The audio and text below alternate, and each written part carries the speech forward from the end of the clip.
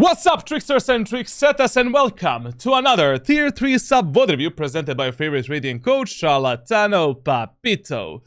Today, we have a Yoru Platinum 3 player playing on Ascent, and his name is Hexrove.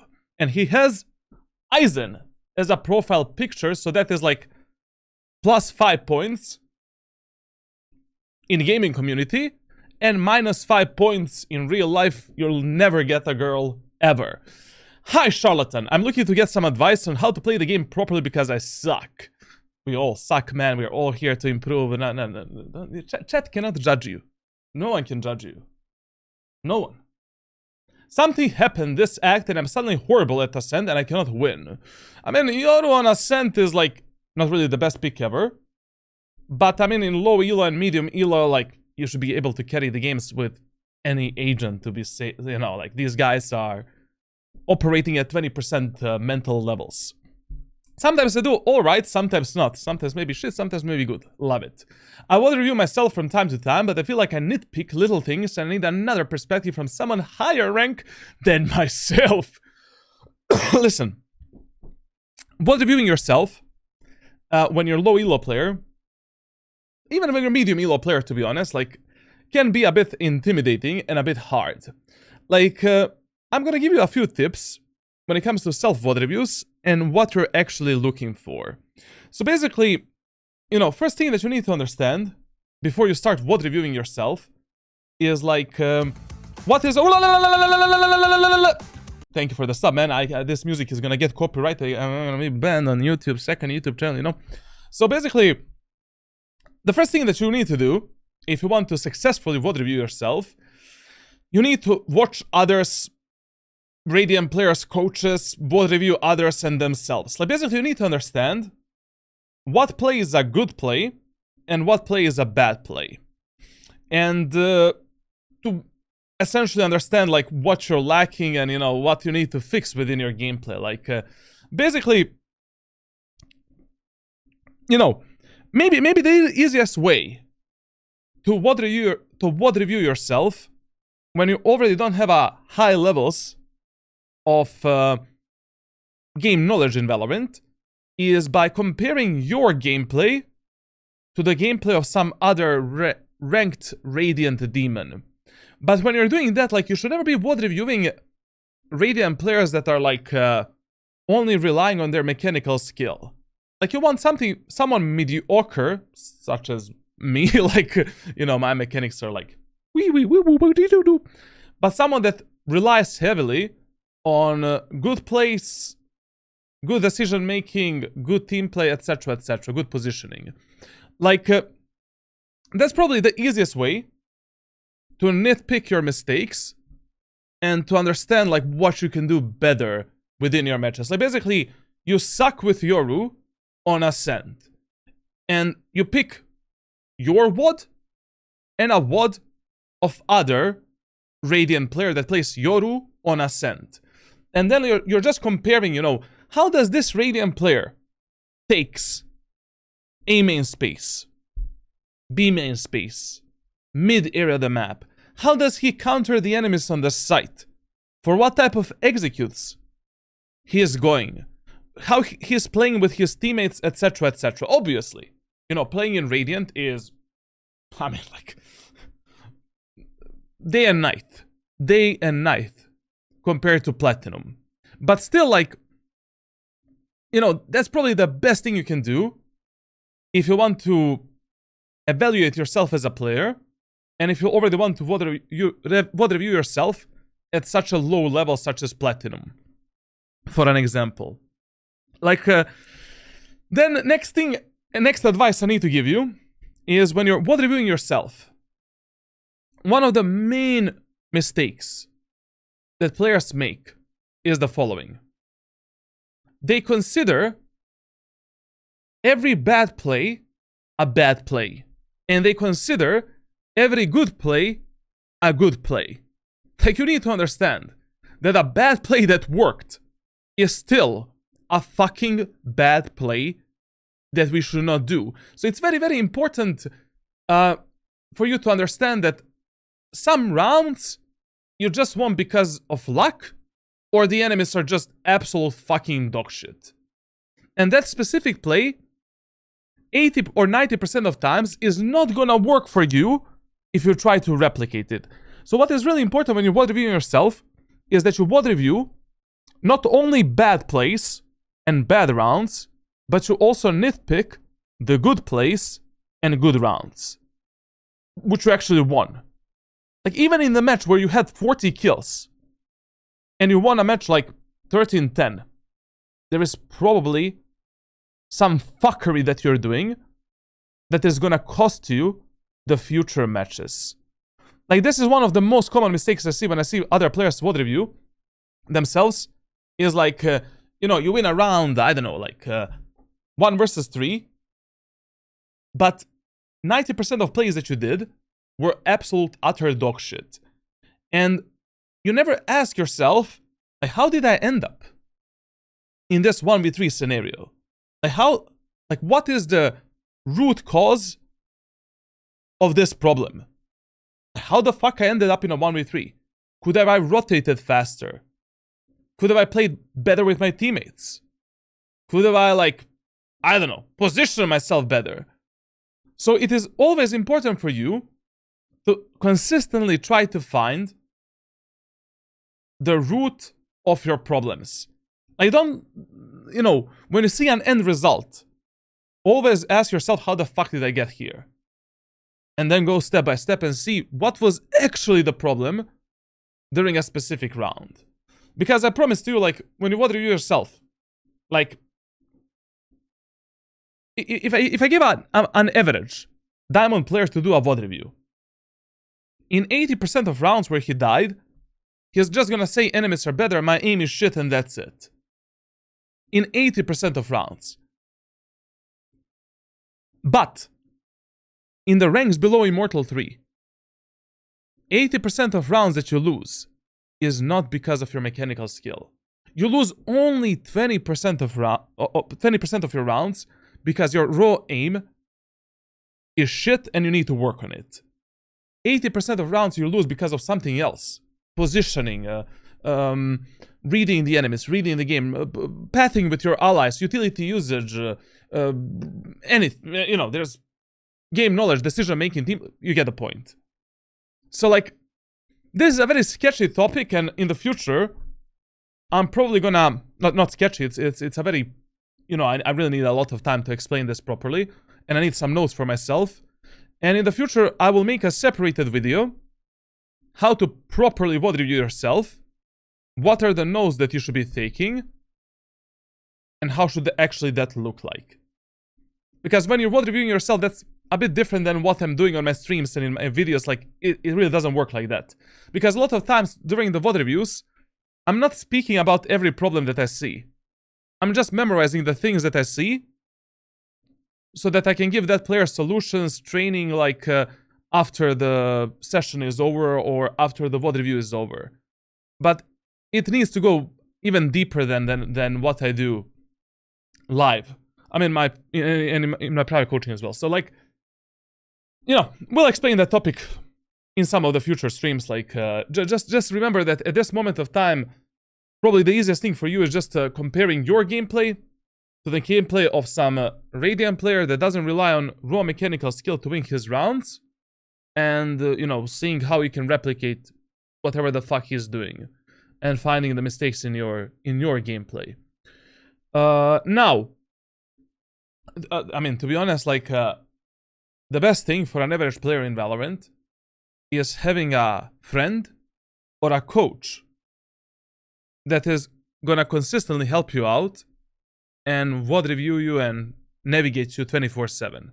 I mean, that is the easiest way to improve at Valorant, to get better fast, and you know, you don't need to use your brain at all, like, or to waste your time, you know, figuring things out. But if you don't have that benefit, then, like, you know, things are a bit harder. I usually play every day. The amount of time varies on my mental and will to play, but I usually play quite a bit. For aim training, I don't really do much besides aim labs every now and then. I also do deathmatch before my games. I play 800 DPI and 0.39 cents. Okay.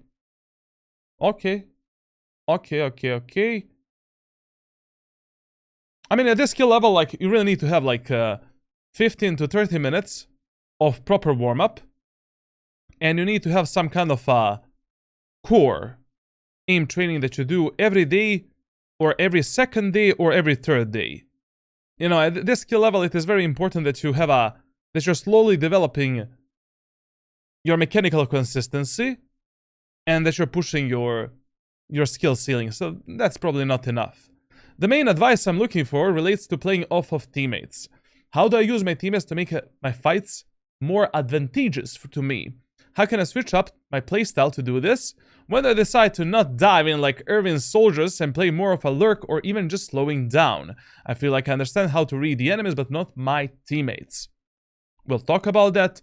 Also, I mean, if this is your problem, I have around like 3, 4, 5, 6 private coaching videos explaining this specific topic. So, you know, if I don't cover everything during this VOD review, I'm just gonna send you these videos and then you enjoy your time watching 6-7 hours of Charlatan explaining this topic. I feel like I'm really bad at timing with my teammates when using Yoru utility in general. Minimap awareness, exclamation mark. We'll see. I mean, we need to check your gameplay. I suck at looking at my minimap sometimes, and I'm working on that currently. When I'm holding an angle, I stare at my crosshair, and anytime I'm knife out or something similar, I'm looking at my minimap. Basically, when should you look at the minimap, and when should you not look at the minimap? That topic is fully explained inside of this forum right here. Go to the forum, ask the coach, type there, minimap blindness, and I have written a full fucking, you know, document of how to develop map awareness, when to look at the minimap and stuff like that. Anyways, there's a training for map awareness, general awareness, like, we'll see. Like, all of these questions require, like, for me to see your gameplay, which, why we're here. My KST absolutely blows and needs improvement, please help! But your KST problems are mega related to the team play. Like, basically, bad KST is an instant indicator that your team play is shit, essentially. You know, as you improve your team play and your refrag game, and as you become a smarter player, like, your KST gets better. Like, so all of this shit that you explained here, you know, all of these problems that you've noted down, like, they're all connected with each other. Like, this is one big fucking important problem to fix. I think my IGLing is fairly okay. I don't recall how much I did in this VOD, so please give me any advice on that. Listen, in ranked solo queue, you should never try to be an IGL. Like, you just want to give your teammates, when you're in the low elo and medium elo, like, you want to IGL, but only the most necessary shit. You should be leading your teammates on a macro level, on the attacker side. Hey guys, let's push this, let's push that, that's it. Like, just make sure that you're not confusing your allies. Like, you need to realize you're playing in Platinum, Diamond. These players, their brain capacity, most of the times is at like 20%. Like, they're using 20% of their brain to play Valorant. So if you overcomplicate things, we have another problem which is worse than not IGLing. Like, all you need to do on attacker side is tell your teammates on a macro level where to go, what to do, that's it. And if you need some very specific piece of utility from them, on defender side, you should just micro-correct your teammates if you're doing something horribly wrong, and that's it. Like, basically, you know, communication is not important in Valorant up to Immortal 3 at all. Like, it should just be a very basic level where you're only coming when you have a really good idea what your teammates should do. The first 4 rounds on the attacker side, you want to navigate your teammates and tell them where to go and what to do. And then, the most important thing in Valorant, at this low level, low elo, is like silent support. Like, learning how to silently support your allies and how to help them out without even speaking to them, essentially. That's why, you know, map awareness and all of these problems that you have here can be a huge problem for you if you want to rank up higher. Now, I usually try to IGL most of my games. Sometimes I get people saying it's backseating, and then I just kind of come everything I'm going to do. Sometimes I do, sometimes I don't. What if I'm wrong? What? You know, like, as I said, like, the problem of IGLing too much in this elo is just your teammates might perceive you as annoying. It can easily be counterproductive. Like, depending how much you want to IGL and how much you're IGLing at that moment of time.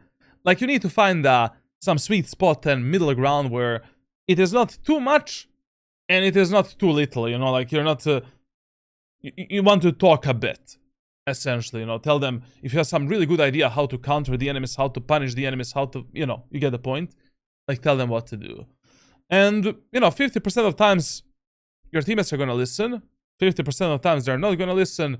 When they don't listen, you just adapt to them. And the number one tip, and the number one rule that you need to follow in Valorant when it comes to communication and callouts.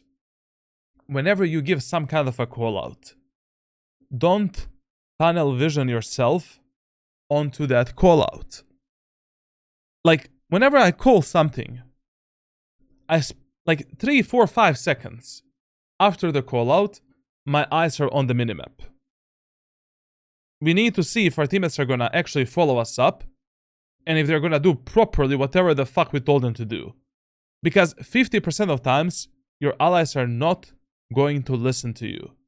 And then you're gonna tunnel vision to that callout and get utterly fucked. Essentially.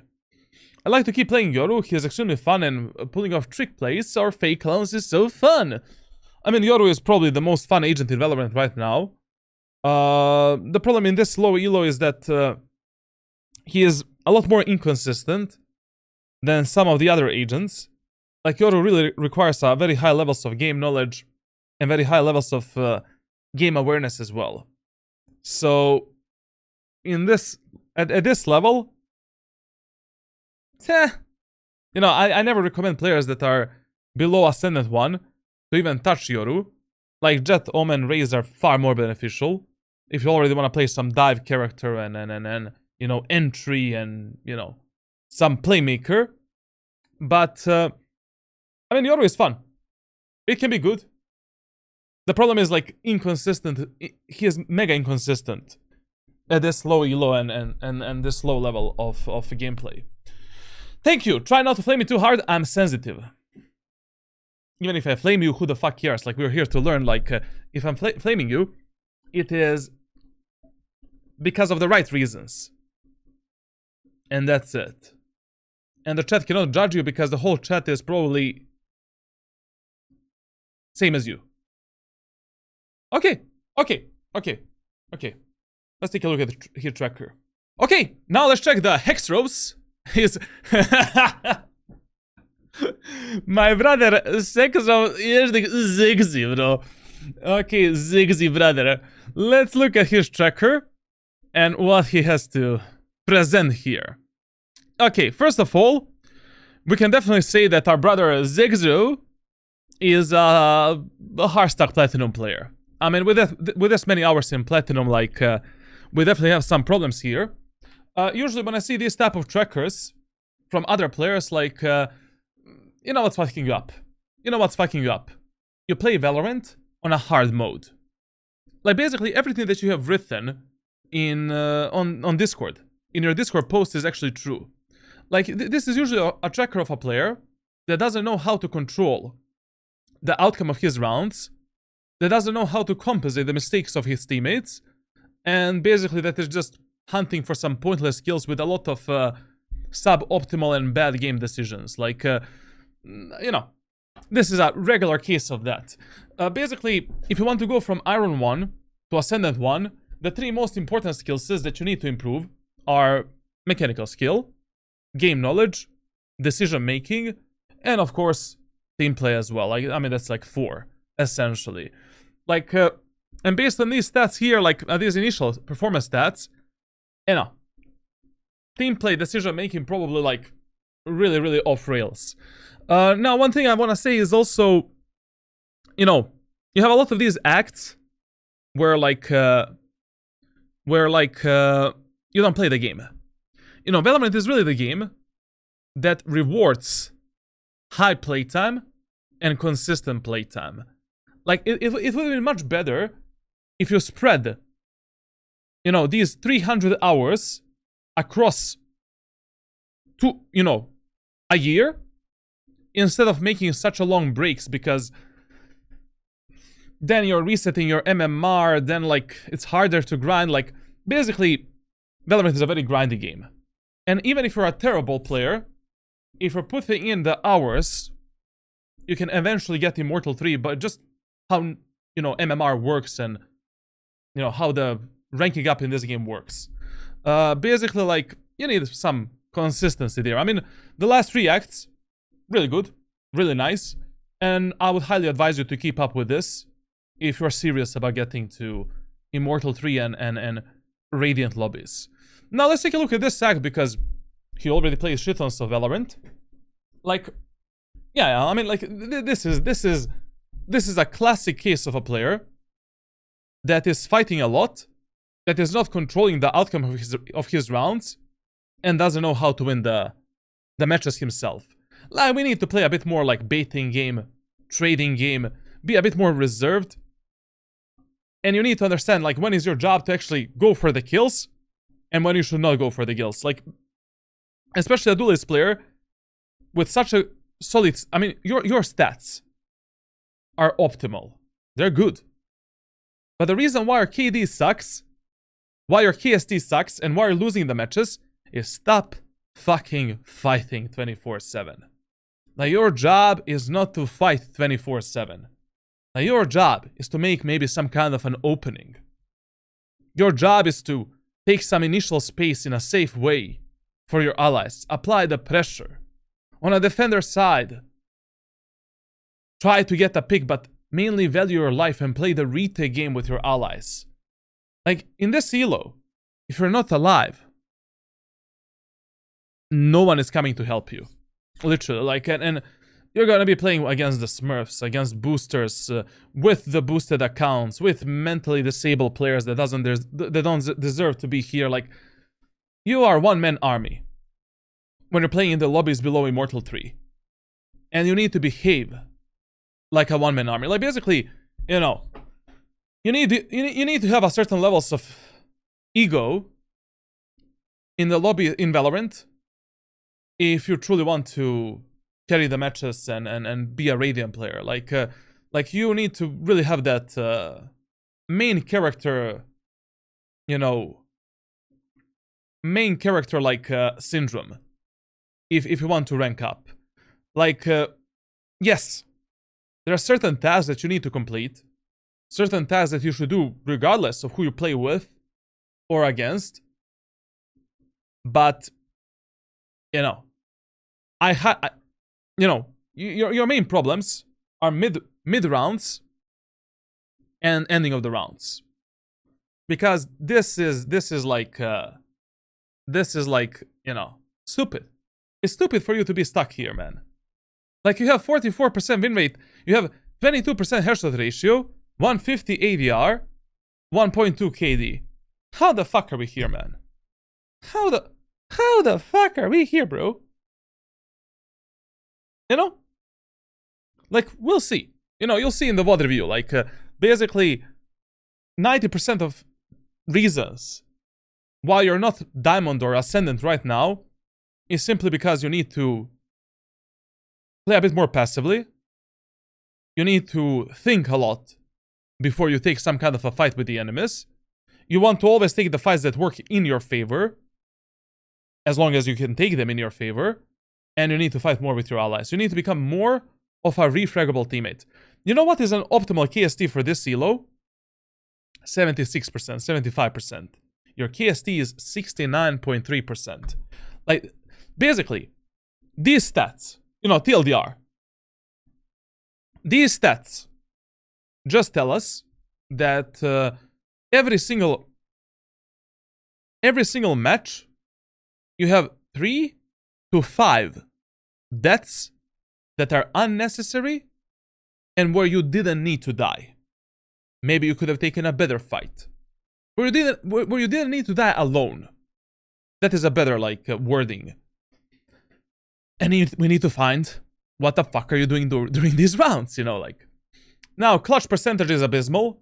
Like 1.4% is unacceptable, especially when you're playing Yoru with so much utility. Basically, for this elo, your clutch percentage should be 4 to 6%. You need to find some better way of playing 1v1 and 1v2 rounds. Now, unfortunately, I cannot help you with that because I'm not here to coach you for a long run. If you see these scenarios like in your VOD, then we're gonna talk about them. Then these stats are not bad, like really nice to be honest. Really, really nice. What the fuck? So you're playing in a Platinum 1 lobby. We are a Platinum 1 player. Platinum 3, whatever. And in 93 matches, you have only 129 last deaths. Brother, listen here. Like, I've coached at least 10 or 20 players that are 40 years old. And at 40 years of age, they got Immortal 3. Of course, none of them got Radiant because they just don't have a mechanical skill to compete there. But, like, with these stats, why don't you value yourself a bit more? Like, what? Like, what? Why are you fighting so much? And probably some fucking pointless fights. Like, basically, in 93 matches, you should have minimum of 372 last deaths. And that's a minimum. Like, that is an optimal minimum. You have 129. That means that almost every fucking round that you play is just being decided what your teammates do. Majority of the rounds are being decided by what your teammates do. You need to play more reserved, like let your teammates speak first. Like, you know, you make a numbers advantage. Fuck it, use your teammates like a human shield. Let them fight the enemies first, you go behind, refrag your teammates, and that's it. Like, in this elo, you need to be more selfish. Like, in this elo, like, team play doesn't exist, like, proper team play. Relying on your teammates doesn't exist, like, nothing exists. Like, you play your own game. You trust only yourself, you learn from your mistakes, you win. Because you're good. And that's it, like. What the fuck is this, bro?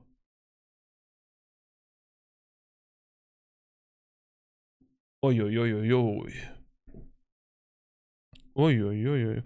I mean, like, both attackers and defender side of yours are horrible. In terms of KST and, you know, how much you're dying.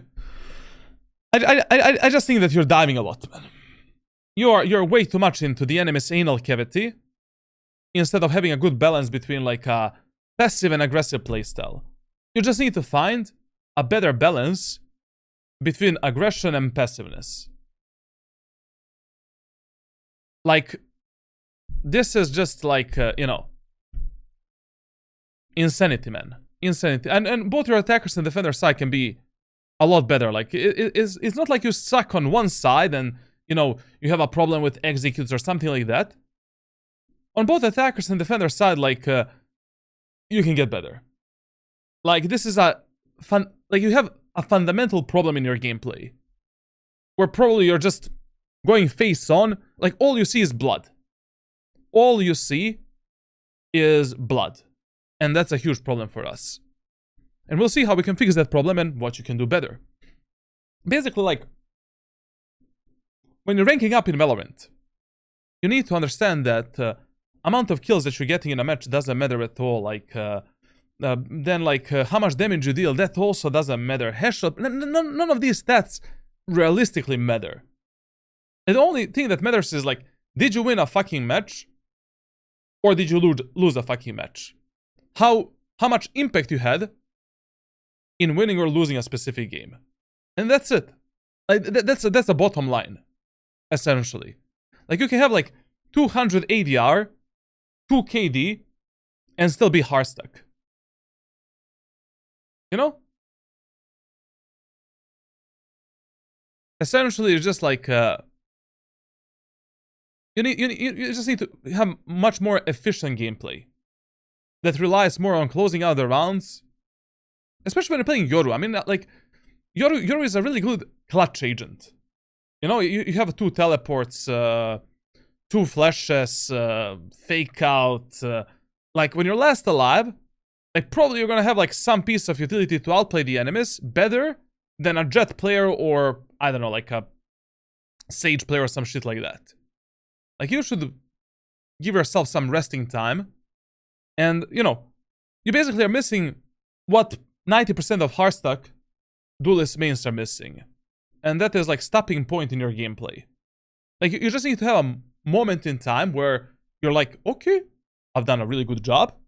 Now I just turtle in, bait the shit out of my teammates, let them fight first, refrag them, make sure they don't die alone, and that's it. Like, you're just missing a stopping point where enough is enough. But also, I mean, only God knows what type of setups, you know, like TP setups and what type of utility users you have. Like, with Yoru, I mean, I'm just talking in thin air here. I still didn't see your gameplay. With Yoru, like, we can have other problems as well, obviously. Like, I mean, only God knows for what type of place you're going in and what type of teleports and flashes you're doing.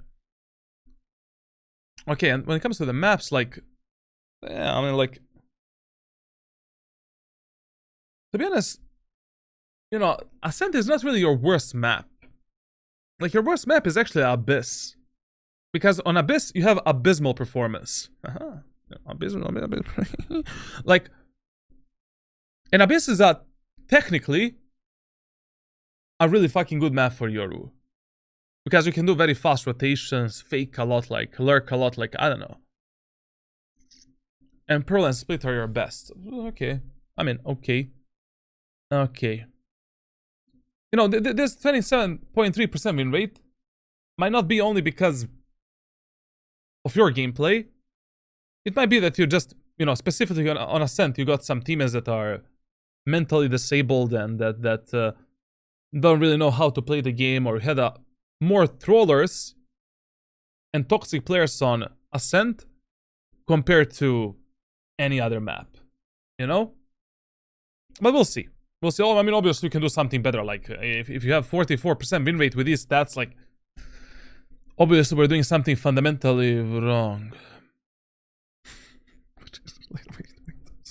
So you want to tell me you're playing Yoru that has, like, 2 teleports, fake out, 2 flashes, and you have a 0.62 KD in eco rounds. Brother, you are invisible in eco rounds. How the fuck is this possible? Like, in eco rounds with Yoru, you should have a minimum, like, 1 KD. Minimum. When you're playing Yoru, when you're playing Omen, Raze, Jet, Neon, all of these dive agents with aggression, minimum 1.0 KD. That means that your useful ally in eco rounds that can potentially clutch these rounds and win them. I don't know, we'll see in your gameplay, like, what the fuck are you doing in eco rounds, because this is... Let me see the last act. You know, eco rounds are, like, really interesting for you. Other rounds are okay, just, you know, in all of the rounds your KST is like, meh. You know, it can be much better. Especially semis and pistols. And when it comes to weapon versatility, like, it is not that bad. You know, I've seen some players that have 10 times worse weapon versatility, but you should definitely give some love to Operator, to Outlaw, to Shorty, you know, Judge. These noob-friendly weapons, like, in low elo. I mean, generally in Valorant. Like, you just want to simplify your gameplay as much as you can, and you want to abuse everything that is overpowered on a specific map or in a specific meta to carry yourself further on. Like, basically, it is stupid playing Valorant on a hard mode. you know, pretending that you're Scream and always going for one taps, because mechanical skill is always going to be the most inconsistent part of your gameplay, number one. And number two, like, God knows what type of mechanical skill ceiling you have. Like, on a defender side, buy that fucking operator. Like, in this elo, like, players have a terrible path thing, terrible utility usage. Like, you can punish 1 or 2 enemies with op like this and win a round. Anti-eco rounds on a defender side, enemies, 3, 4, 5 enemies don't have heavy shields or money for a heavy shield. Buy the outlaw, just pew pew pew pew, body shots and get them out of the server. You know? Shorty, primary, secondary weapon. Like, every time when you have money for a shorty, buy the shorty. Like, you're playing Yoru, man. Like, you'll be diving into the enemy's faces. Like, you can outplay them easily. Simple. Odin as well. You play Ascent, Lotus, Haven, paper maps. You cannot stop the enemy's push. Pull out the Odin and just, you know, win the round in this elo. Like, it's so... The more you simplify your gameplay, and the more your gameplay relies on some consistent shit, the more success you're gonna find. Like, complicated gameplay is the gameplay that fully relies on raw mechanical skill, and where you're allowing your teammates to control the outcome of your rounds and matches. And that's playing Valorant on a hard mode. At that point, you don't even give a fuck about ranking up, if you're playing Valorant like that. So yeah. Okay, let's see this VOD review. I'm really curious because I didn't do a Yoru VOD review for the past 2 months, I think. On Ascent, we do have some interesting setups. I'll try to remember all of the one-ways and all of the flashes and stuff, so let's see. Let's see what our friend Zexi is doing on Ascent. Okay, now, defender side of Ascent. Small TLDR. Your default bomb site and number 1 priority on this map is A site. Secondary priority, B site. Remember, Ascent is a fast rotation map. So that means that you prioritize team play over the map control. Especially in the first 4 rounds, you should be doing super fast mega giga sonic rotations towards your allies. And on the first contact between you and your allies, I mean your teams and the enemy's team, you should be supporting your teammates. On this map, you don't give a shit about the B site and A site control. Like, it is totally fine if you play 5v5 retakes 24/7. Your main job is to try to potentially get some kills by abusing some safe strategies and safe angles, slowly going back towards your allies and then playing the retake together with your splendid teammates. Now, on this map, starting from the round number 3, I mean from the first full buy round, 3, 4, whatever, you need to play semi-aggressive plays. Like, we need to aggress the enemies somewhere. If your teammates are already doing that for you, you don't need to do it yourself. But if your teammates are not doing that, then you need to play more aggressive. Essentially, we should be fighting a bit more aggro for the B main, mid, and A main control. And especially if you're playing Yoru, like, there's so many, like, pop flashes, so many, like, one-way flashes, so many setups you can use to fuck up the enemies in main areas of the map. Like, playing passively simply is like, why the fuck would you do that when you're playing an agent such as Yoru? Now, in the first 2 rounds, we always position towards the A site. Like, we're always guarding A site and A short. And remember that on this map, you value the A short control and market control over the control of the bomb sites. Whenever enemies are splitting A site, splitting B site, then you prioritize market and A short, especially on A site. Like, you should always try to kill the enemies going through short if you think they're splitting the A side or someone is lurking short, etc, etc. Like, simply close the doors, leave the A side open, kill those enemies, and then play the retake of the A side together with your allies. And especially if you're left alone in this area of the map, you should always be closing the doors, isolating short, leaving the A side open, and playing the retake on the A side together with your allies. In the first round with Yoru, we have a lot of ways how you can play first round. And it really depends on what you prefer, to be honest. Like, you know, it's really up to your personal preference.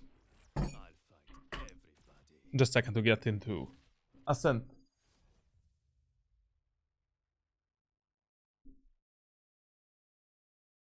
I didn't do this much. I didn't do much this VOD, but I've learned a few from the GOAT Exter. You mean setups and stuff like that? Okay, okay, okay. We'll see, we'll see. We'll see. If you load in. Okay, so. My ult's ready. 30 seconds left. In the first round with Yoru, like, we have a lot of setups that you can use. Setup number one. We buy the Ghost with a Flash. And, by the way, no matter which setup you're using in the first round, you can always send a fast rotation teleport towards the B site. In the last like 10 seconds of a preparation phase, and then get ready for the round. Like, simply send the BTP here, and that's it. Now, first setup we can use in a first round. We can play a passive setup. Basically, with a Ghost and Flash, we hide behind this box, wait for the enemies to move in, to push in. From this position, we flash the enemies with a pop flash, kill this guy, maybe try to take one more kill, get away with a kill in your pocket. And then play the retake of the A side with your allies. Second thing we can do is we can play classic shorty strategy. Basically, you put a shorty here, buy the classic, and buy the light shield. Or you can buy flash and fake out. Once again, in the last 10 seconds of a preparation phase, you send this teleport, and we play a bit more aggro in the aiming area of the map, getting the information here. But here, you're simply fighting for the information. Nothing else, essentially. Like, you just want to, you know, jiggle pick this. Don't commit yourself too much to the fights. Like, just try to maybe do 1 bullet, 2 bullets, get the fuck out.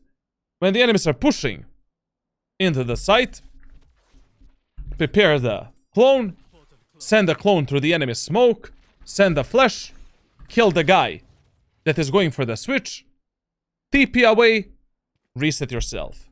Come back towards the short, pick up your classic pistol, and go for the retake with your allies. Then, you can obviously try playing a bit more aggro in the aiming area of the map from the start to the round, if you want to do that. I buy a classic pistol, light shield, 1 flash and 1 and a clone. Send a fast teleport towards the B site, and ask your Omen, Clove, or whoever you have in a team to give you a one-way there. And then we can create some kind of a setup with a clone and flash to try to outplay the enemies and kill them immediately, and do some early aggression. But usually in the first round, you should be playing a bit more reserved and not risking too much. And you should be relying a bit more on these cheesy setups to get a kill, get the fuck out, and just play the retake with your allies. Like, in the first round, your job is never to defend the site and to stop the enemy's push alone. Especially if you're playing on the bomb site alone. Or with 1 ally. Your job is to get 1 or 2 kills, cheesy kills, make a small numbers advantage, and then we play the retake together with our allies. Do you prefer the fast rotate to be C tier both house? Basically, generally speaking, like, it is much better if you're sending the teleport from here. Like, it is much better if you send a deep teleport, because only fucking God knows, like, if your teammates are gonna play on the bomb site, if your teammates are gonna play, you know, where your teammates are gonna end up, like, you know, during that first round. So both house is a better teleport for the fast rotations early on. And then if you notice that your teammates are not really fighting on the site, and a lot of the times you TP in the boat house and you're alone, fighting the enemies, then just send your teleport over to the CT and, you know, play from the CT, essentially. And in the first round, you always send your teleport for some fast rotation. We don't use our teleport for anything else, because only God knows where the enemies are gonna go, what type of pattern of pushing they're gonna be using, and it's not worth it, like, you know, using your TP for some outplay or gambling with your teleport, essentially. Now let's see what you're gonna do, and we'll slowly see, you know, like what's happening in your gameplay. Listen, B. Okay.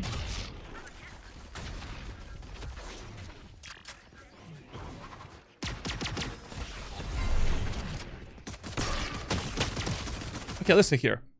So, as I said, like in the first round, really try. In the first round on a defender's side, in the first 4 rounds on a defender's side, really try to value your life over the life of your allies, and try as best as you can to go for the most consistent plays and just focus on a proper reframe with your teammates. Like, there was absolutely zero reason for you to aggress the enemies here alone and to try to go for some kind of an outplay or crazy shit. Like, in the first round, really try to boil down your gameplay, mostly on a reframe game. Especially if your teammates get a kill. Play off of their contact. Like here, I really don't know whose smoke is this. Like, this is probably enemy smoke. Enemy clove. Like, this smoke is amazing for us. Or maybe it's our clove to escape towards the city. I don't know. Chill a bit. You know, wait a bit. Like, you don't need to be the first contact. You don't need to push first. You don't need to do, like, even if the enemies get flashed. Like, the enemies are cut off by the smoke. Some enemies are gonna be flashed, some enemies are not gonna be flashed. Plus, Omen's clone flash is pretty inconsistent. If you already wanted to go for some kind of a play here, we should have done 2 things differently. So, number 1, like, when you're going for these open plays, try to combine your clone together with the flash. Because your clone, as I said, only God knows if your enemies are going to be flashed by your clone. If enemies are going to shoot the clone, and if the cone of the fake out is actually going to hit them. Like, if Jet kills the clone here, these guys are not going to be flashed. So, if you already wanted to go for this play, you should have put the clone on the ground, do the flash and clone in the same time, and then we swing out. Then we are guaranteed that all of the enemies are going to be flashed, and for a very fucking long period of time. Let's be honest. Second thing that we should have done differently is pathing. Like, pathing towards the left side here was a suicide. Because you instantly put yourself into an open space where you need to commit to every fight at that moment of time. Like, you don't have time to reposition, you don't have time to go anywhere. Plus, we don't have a teleport. Like, it would have been much better if you actually, you know, put a clone here, and then, you know, do the clone, do the flash, and then swing from the right side. So that after we kill the Jet, we don't need to commit to the second fight. We can instantly wrap through the smoke into the stairs, take the safe angle, and now bait the shit out of our Sova and out of our Clove, and win this round together. But from the get-go, like, there was no reason to go for such an aggro play. Like, Clove got a kill, you know? Enemies are split apart by the smoke. Only God knows if enemies are gonna spam us, if enemies, like, you know, enemies didn't do a single piece of utility.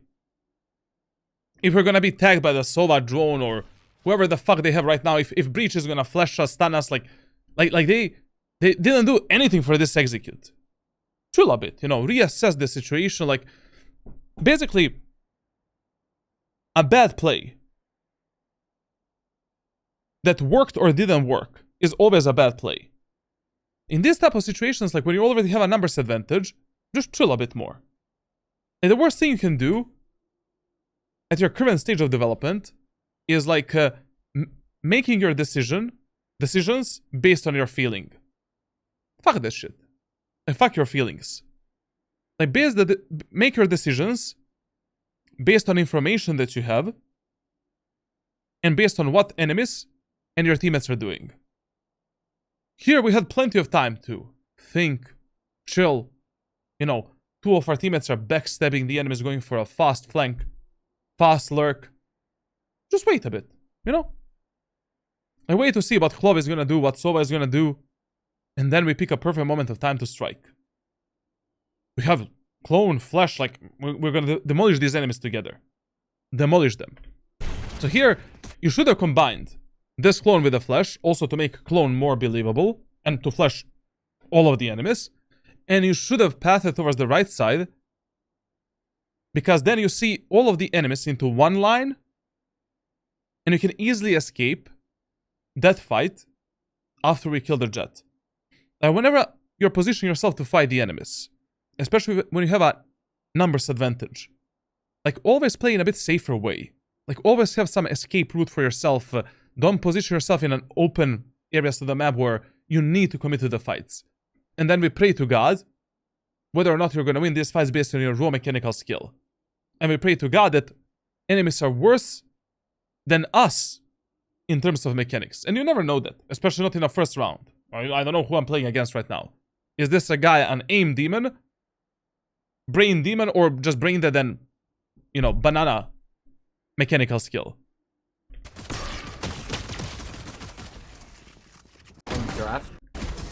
Now, this one was so easy, like, I mean, enemies are pinched already. Neon is flanking them fast, like, we have Sova in the smoke, like, you know, you cannot rush your game decisions like this. Like, chill a bit. You know, basically, you really need to play a bit more reserved. Like, in the first 4 rounds. In the first 4 rounds, like, you don't trust anyone except yourself to win these rounds. And play a bit more passive. You know? If you don't need to go for some aggressive play, or you're not 100% certain that that aggressive play is gonna give you a kill, slow down a bit. Chill a bit, you know. Your Clove got a kill. Nice job, Clove. Now, let's play together. Let's try to do something together. Now, literally on Ascent, it doesn't matter what happens in a first round.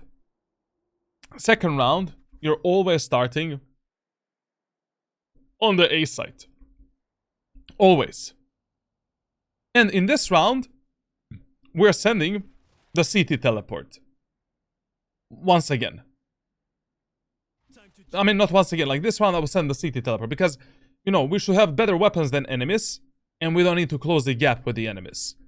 Now, if you win the first round, I just recommend you force the outlaw, buy the light shield, buy a flash, buy a clone, and then invest the rest of the money into rest of the utility. Essentially.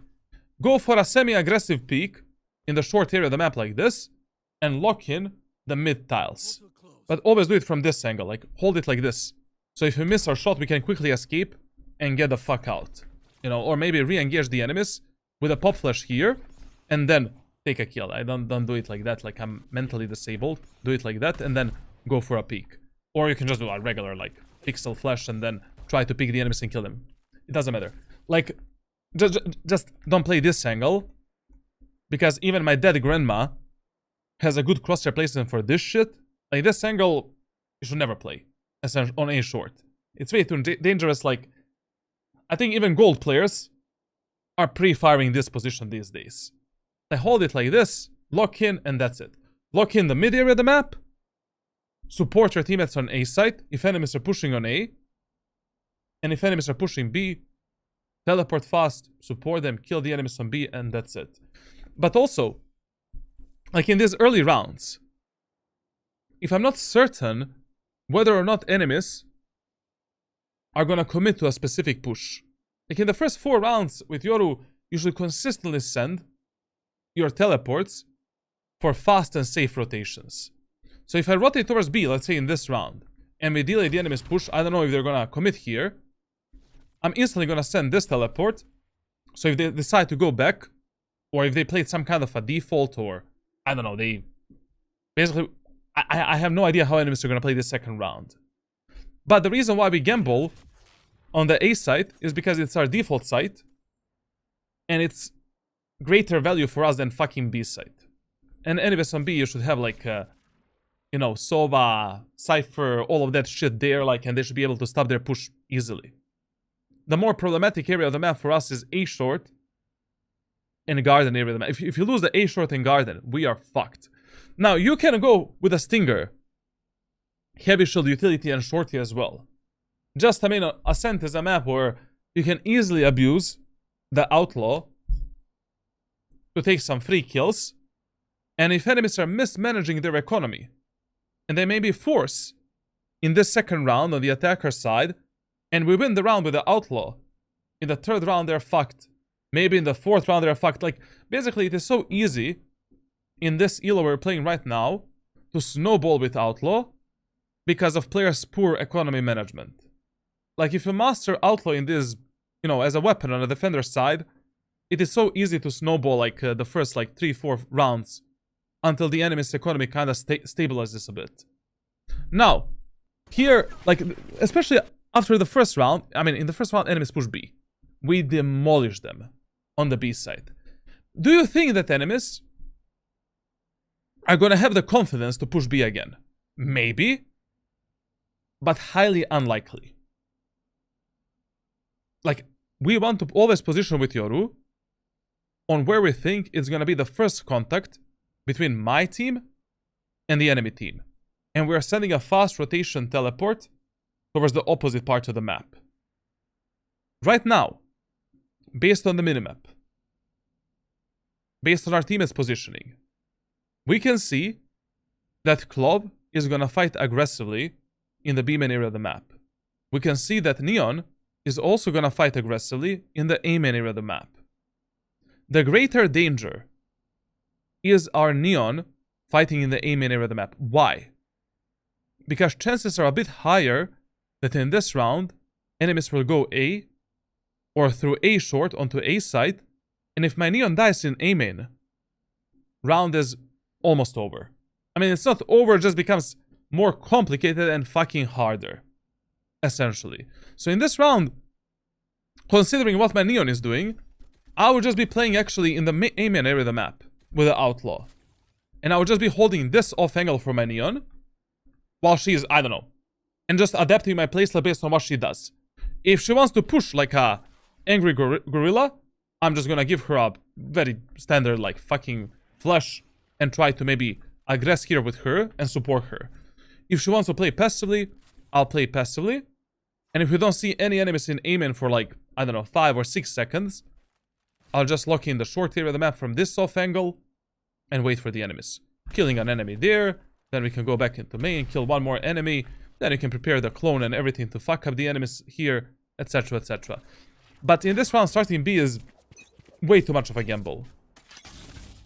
Way too much of a gamble. Way too much of a gamble. And here, listen.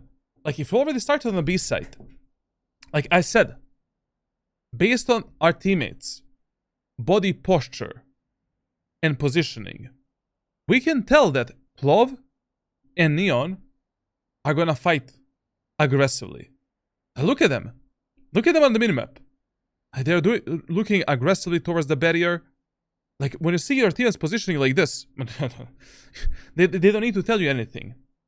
You should always pre-assume that your teammates will be fighting when you see them positioned like this. Like, basically, in this elo, you need to read what your teammates are gonna do 2 steps ahead, based on what type of utility they're holding in their hands, where they're looking at, and how aggressively they're looking towards a specific area of the map. Here, like, okay, I want to start on B, no problemo. Like, in the last 5 seconds of a preparation phase, we're gonna send a fast rotation teleport towards A side, and I'm instantly playing here. I'm holding this flash throughout the whole round. Clove takes a contact with the enemies, I'm pop flashing the enemies, and going in with the Clove.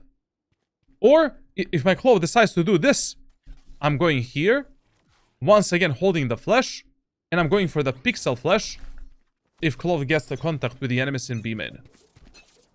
But there's no way I'm gonna be camping here while my Clove is fighting the enemies in B main. What the fuck?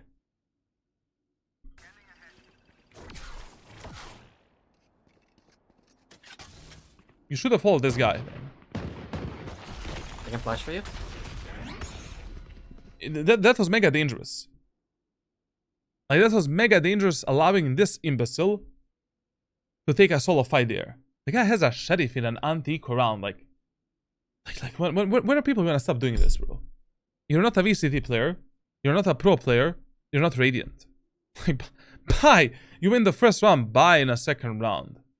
Get a Stinger. Get a Spectre. Get a Judge, Bulldog, or Outlaw.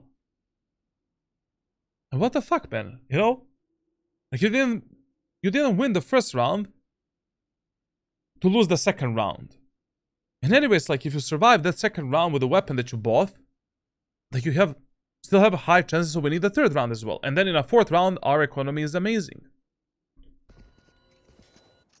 And here we should be fully supporting this Clove. Like, I mean, my guy is really aggro. No, 81. But this here, once again, I don't know why you're not, like, listen, okay, going here only with a clone, totally fine. I mean, these guys are gonna shoot it. But just so you're extra safe, you know, do the clone, do the pop flash, so you make the clone more believable, essentially. And enemies definitely shoot it. Plus, they're, you know, guaranteed to be flashed. And anyways, like, unnecessary aggression one more time. Like, as soon as your Clove went back, go back. Great, amazing. I don't need to waste any utility anymore. To be honest, we don't have a second flash. Like, why you didn't buy like 2 teleports and 2 flashes? What the fuck? Buy everything in a second round. Buy everything. Heavy shield, good weapon, and all of the money goes into utility. Now listen, here, when your teammates are fighting this aggressively, in these anti-eco rounds, like, always base your gameplay on what these guys are doing. Like, your main job in this round is to win this round based on economy advantage that we have, abusing our teammates to play on a proper refrag potential, and only if it is absolutely necessary, going for some aggressive plays and pressuring the enemies in their face, essentially. If we're going for some kind of a retake or we end up in a numbers disadvantage. Like here, as soon as the Clove went back, you go back as well. You don't need to fight this. Because if you die right now, chances are really high we're gonna lose this anti-eco round. Like in anti-eco rounds, your main focus is just playing a proper refrag game. And consistently just fighting with your teammates, fighting with your teammates, fighting with your teammates. Fuck the map control, fuck the spike control, fuck everything. Simplify your gameplay to the bare minimum, essentially. No, 81. And also, another thing. Listen. Your job in the second anti-eco round is not only to win that round, but your job is to win it with the least amount of casualties possible. And you should not be dying as well. You should try not to die. So we save that weapon from the second round for the third round. And now we have a good bonus round weapon to, you know, win the third round as well. Now, because we lost that Stinger in a second round, we're forced to play this round with a Bucky, with a Sheriff and Light Shield, and to invest more credits than what we need to, essentially. Now, in this third round, once again, I will play on the A side. The reason why I would play this round on A side is because of Rule of Fear. Like basically 2 rounds in a row, we stopped and demolish the enemy's push onto the B site. Chances are mega high, above 80%, that enemies in this round will go A. And since we need to buy something in this round, I would not buy a stupid sheriff on Ascent. Like, I would just buy a Bucky with a light shield and utility. And I would play the first round strategy in A short. I will send the teleport towards the boathouse because we have a Bucky. Like, whenever you have a close range weapons and like you're sending your teleport on B, always send the teleport like towards the boathouse. I mean, just stand here and just chuck it and that's it. And we should play with the Bucky in this smoke. We're waiting for the enemies to start execution of A site, and we're trying to kill the enemies that are going for the switch. But we should start a bit more aggressively towards the aim and area of the map, jiggle peeking this, and baiting the enemies. And maybe, I mean, you can try going for some pixel flash or a one-way flash here, and maybe try to kill the enemies here as well. Why not? If you see an opportunity for that in this eco halberd round, bonus round, sure, fine.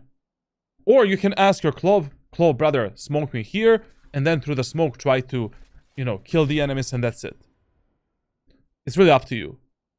But the main thing that I would be trying to abuse in this round is actually, you know, killing the enemies through this smoke. Like, okay, if we get 1 or 2 kills in aiming, I would just fall back completely here, wait for the enemies to smoke this, then use the clone, use the flash. Once they destroy everything, killing this guy and teleporting away. And of course, like, whenever enemies like are hitting some bomb site that you're playing at that moment of time, and you have a rotational teleport, cancel that teleport and put a TP that is closer to you, so that once we do this, we can just, you know, we're not on B side. Like, we're already there to continue supporting our allies and to continue the stopping the enemies push in the aim and area of the map. This round as well here, like, if I wanted to play B side, I will not play the shit that you're doing right now. I will once again play with a baiting Bucky strategy, like some baiting shotgun strategy. I buy the Bucky, buy the light shield, buy utility, and start at the start of the round. Let's put a rotational teleport towards the A site. Let's jiggle peek the enemies in aiming. Here I just want to jiggle peek them a bit, you know, that's it. If your team has given you a smoke, maybe you can try through the smoke to kill them, but no reason. We can just go back onto this off angle here, destroy the enemies, dart and utility, cancel the rotational teleport and put the TP for the backside. Now, when the enemies are going through the speedway, bam, we take a kill. We can also maybe do a pop flash behind us, kill one enemy, TP away. And then from the boathouse, we can wait for the enemies to come close, and you can be good for like 1, 2, 3 kills before you die. If you take 2 kills, we can instantly put a teleport to get the fuck away from the B site and just TP away towards CT, towards our allies, and play with them. This is unnecessary aggression for this round. Like, and especially with a sheriff, you don't want to play here alone, man. Like, it's way too risky and it's kind of stupid, to be honest. Like, if multiple enemies right now are pushing through this beam and area of the map, you know, and it's really hard for you to stay alive here and even get 1 kill. And in a normal environment, you know, enemies should be revealing you here. They should be stunning you, flashing you, like, their team composition should be demolishing you here with their utility to clear the beam and area of the map properly. I mean, probably in this elo that's not gonna happen. You know, highly unlikely. But this is once again, you know, not really the best play ever. Like, if you want to do this, it's much better if you actually play. Tell Sova, brother, can you bait for me? And then, like, Sova gets the first contact. You play there. We position this type of a fake out. Then we use the fake out. We combine the fake out with a flash. They destroy the fake out and flash. Bop. take the kills, go out. And I don't know what the fuck is this fake out. What is this gonna do? If you already wanted to play there, put this fake out. And then, like, you know, if you hear the enemies or they're pushing, we can just do this. They don't know if that's us or the fake out. And then on the fake out, we can peek out and TP away. I have a Bucky. This teleport is absolutely fine. You know, the only thing that we saw in the first, like, 2 rounds is that enemies play together as 5. And they're committing to their pushes. So, it's okay. This early on, early on in the match, like, you should be rotating a bit faster to support your teammates. Just here we have one huge problem. No one is guarding a short area of the map. Like, always prioritize defending the short and garden over the A site. Since enemies are still not pushing on A site and we have the full setup from our Cypher. Right now, after this teleport, you're going A short and guarding the A short area of the map. If enemies end up on B, nobody gives a fuck. We're just playing a retake together.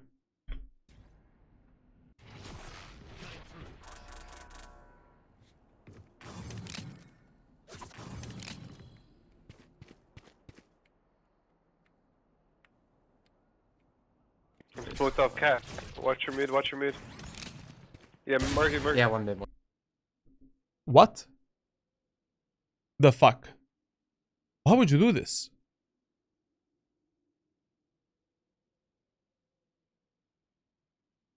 Like, you have zero information whether or not enemies are here and where the enemies are playing in this mid area of the map. Nothing. Zero. Like, we don't know how close are the enemies. We don't know if any enemies are maybe in the market, in the pizza. You cannot go for this play right now. If you wanted to go for some aggressive play right now, you needed to go close here, jump spot the mid, and then we can maybe do some kind of a one-way flash, pixel flash, and take a fight. But here, like, this was a full-on suicide. I don't know if an enemy is here, there. If the jet is up here, if maybe Omen or Jet are teleported there. Like, I mean, they don't have the Omen in this game, but you get the point. Like, you're just doing a blind peek into potential, like, 5 enemies looking at your face. What the fuck? Like, you should never go for these type of blind plays ever in Valorant. Especially not this early on in a match. It's way too risky. Zero rewards. And completely 50-50. And we want to avoid these 50-50 plays as much as we can when we're playing on a defender side. And especially because the numbers are equal. No one died. You know? We're primarily fighting for the information right now. We should be jump spotting the enemies. And then we play on a refray game together with our allies. And we do for some go for some aggressive play Yeah, one mid. if you really need to do that. This was mega stupid, bro. Okay, so in that last round, what happened? In that third round, enemies went A. They noticed the Cypher is playing A side. Your team has stopped the enemy's push and enemies rotated B. So in this round, we're definitely starting on the B side, especially because, you know, enemies are just afraid of pushing the A side. And now, since we're playing Yoru, we should be locking down this B main area of the map and trying to go for some kind of a, prepare some kind of a setup. And to be fair, like, the first thing that I would try, like, in the B main area of the map, is basically just a clone flash, like a standard setup. Like, do a clone here, jiggle pick this corner, or hold it tight. First enemy peeks, try to kill the first guy. Then send a flash, send a clone, enemies destroy the flash, the clone. take the kills, get the fuck out. I wouldn't complicate this fourth round more than that. I mean, in this round, enemies are definitely going to push something with the Phoenix ultimate. It is highly unlikely that enemies are going to do some kind of a split.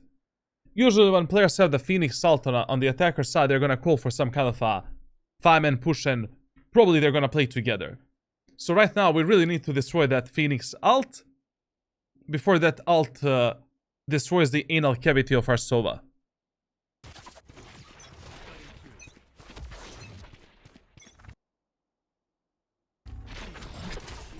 Footsteps.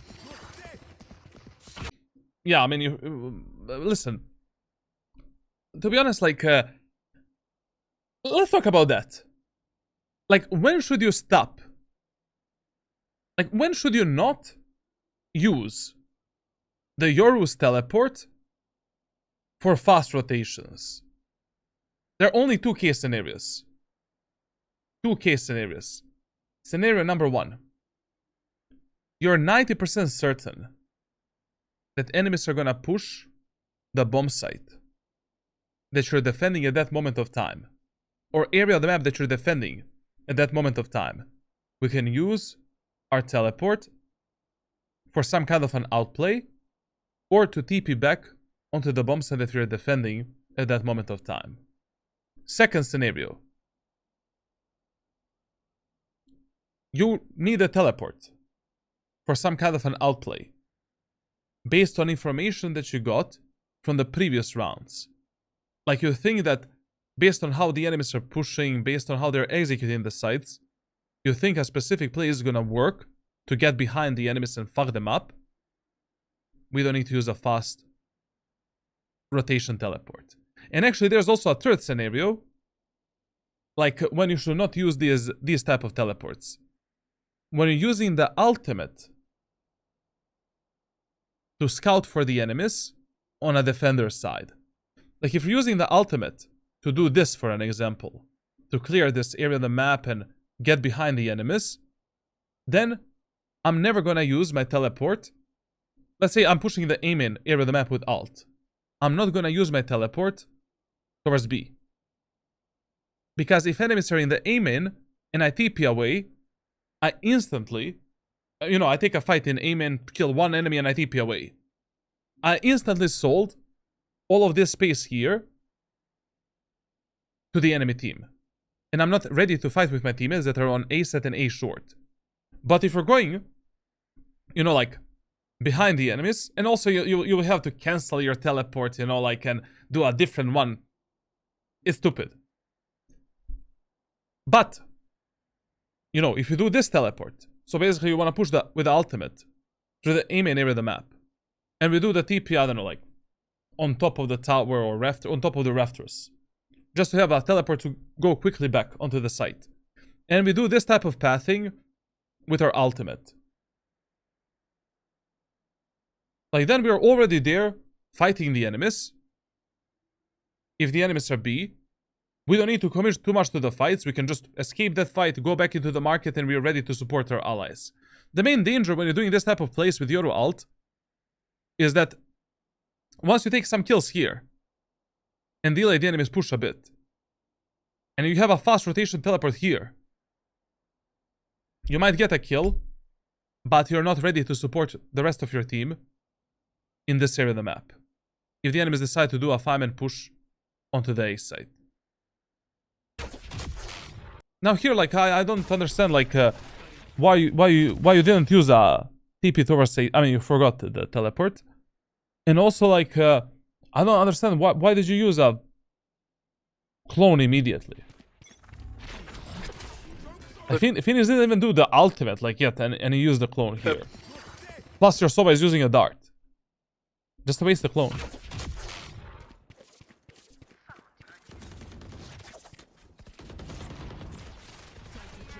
And this is also pointless. This TP that you're doing right now is actually bad. Like, enemies were consistently, throughout this match, committing to the bomb sites. The only, like, in this round, they have more confidence to push A site to push any bomb site than in the previous rounds because they have a Phoenix ultimate and the Breach ultimate. Like here, I would actually use the teleport. I would not even use the teleport at all, yet. Because I don't know what's gonna happen. Maybe I'm going to need that teleport to go for some kind of an outplay and support my teammates on site. And maybe enemy Breach is gonna use an aftershock here. Maybe Phoenix is gonna put a molly. And I will have to maybe position a TP in that corner, go for a one-way flash here, and then fight the enemies with my allies. I don't know. You know? Because Jett is already on the site. Enemies are already pushing in. And also, if you use a teleport right now, bye-bye. Like, you separate yourself way too much from your allies, and then pray to God that Cypher, Neon, and Clove are going to win this round for you. Okay, there, Silva. And they're gonna stay alive. They're in already. This was so my fucking fucking stupid, God, man. dude. Like this was so fucking stupid, bro. Like, okay, Jett is there. Use your Cypher as a bait. Like, it is mega dangerous right now for you to swing the rafters. No one is there to support you from the enemies that are killing you from the main area of the map. Like, enemies can be flashing right now through this smoke, going out. Like your only job in this round was to chill here and lock in the Jett. And if the Jett fights you or the Cypher, we can, you know, maybe fight together. And then once we deal with the Jett, we can just go for some one-way flash, you know, like flash here or flash here and support our Cypher and fight together with Cypher. Maybe we can, you know, go for the flash here, peek out. Like, why did we go out? They're in already. Oh my fucking God, dude. And this is what I'm talking about. How can you trust your teammates this much in these first 4 rounds? Like, why are you fighting so aggressively? Why are you fighting first, at least? That Cypher is chilling, you know.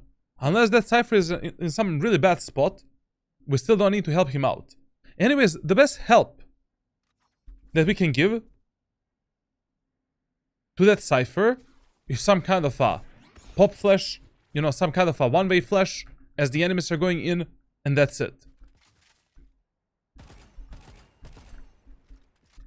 Like, you could have easily baited this Cypher, you know, he's fighting the Jett here, Jett peeks out a bit more, ba-ba-boo, ba-ba-ba. We killed the Jett. And then as the rest of the enemy team is going in, I mean, you have so many options from the rafters, like from a pixel flash to the... You can flash behind yourself, you can... I'm always missing this one, but, you know, you can do this type of a flash peek out, you can use a one-way behind you, like there's so many options, like, literally you have very different flashes to kill the enemies. And yeah, like, as what the fuck is that name? As Drago said, you know, clone here would have been great. You know? Imagine if you didn't use the clone at the start of this round. You could have just done a clone to distract the enemy Jett. Enemy Jett peeks out. Ba ba ba ba ba. We kill the Jett. Now we focus on killing the enemies pushing through A mid.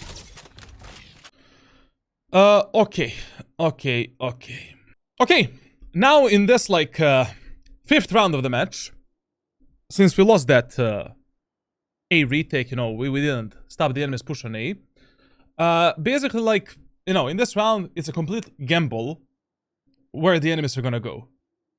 Like, it's a full-on gamble. And to be honest, on Ascent, if you already want to gamble on something, like, there are 2 things that you can do. First, defend the A site and just play on A site. Or number 2, position yourself based on what happened in the previous rounds and based on how good or how bad are your teammates or what they are doing. Like, for example, if during a specific, if during this match, enemies are only pushing B and fucking your teammates up on B, just play B.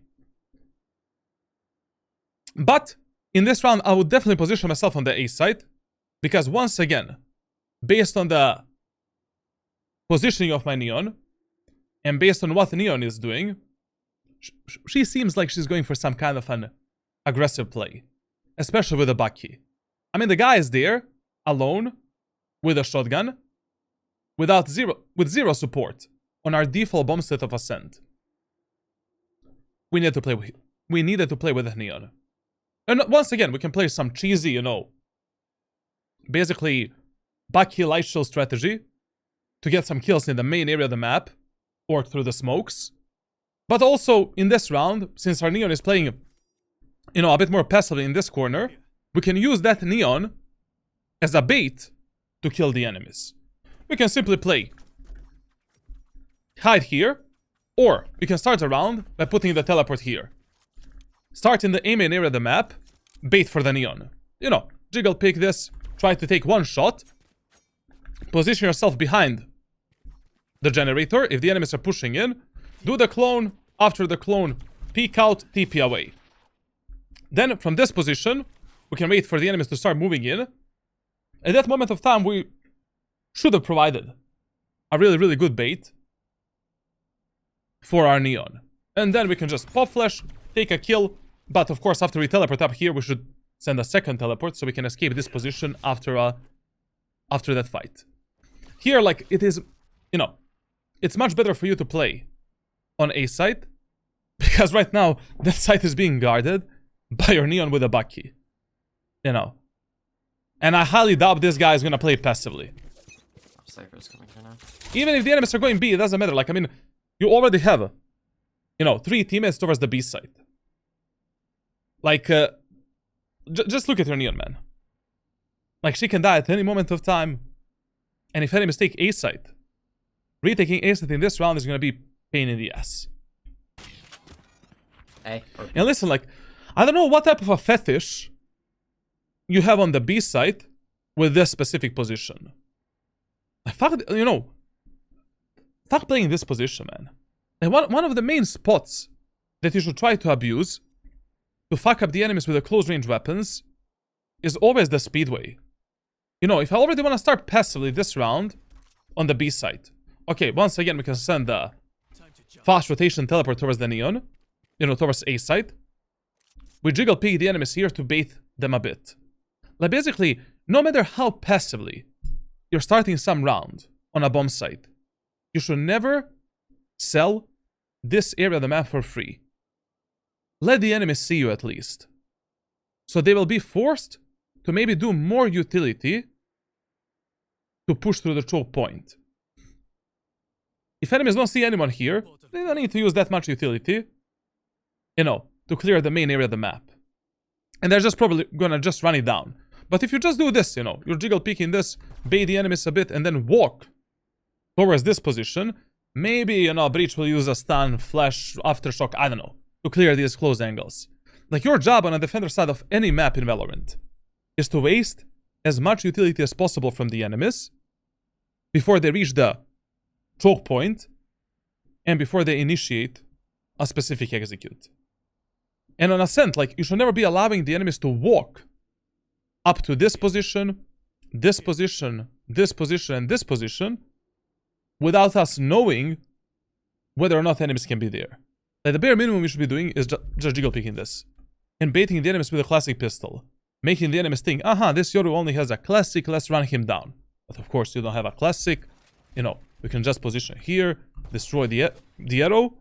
Enemies are moving through the speedway, bam, easy kill. Enemies are moving through the stairs, flash them, easy kill. Then we can reset our teleport, send it backside. From this position, fight a bit with a classic pistol, and then at the backside, wait for the enemies with a Bucky.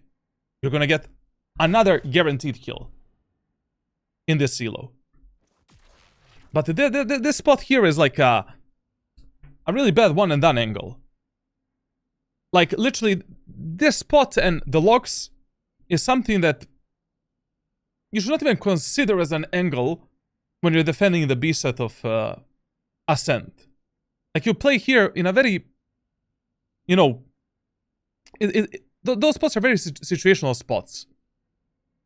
And you need the help of your allies to bait for you in order to, like, in order for this spot to work. Because if enemies have a proper utility users, you know, the proper arrow, recon, stun, flash, paranoia, shit like that, like, you should die here. You know, breach should always be stunning like this if we are pushing the B set of Ascent. Unless he uses his stun for the B-man, but that's kind of stupid. Like, it's better if he just uses one flash and that's it. I don't know. I mean, this might work. Maybe you take a kill on the jet. I don't know. But a lot safer play is just from the speedway, you know, hiding from the enemies, pushing the speedway. Then on the... you pick a right timing to peek the enemies, fuck them up, and that's it. Simple like that. Also, from the speedway, like, it's easier for you to do some pop flashes to fuck the enemies up, etc, etc. Also, another thing.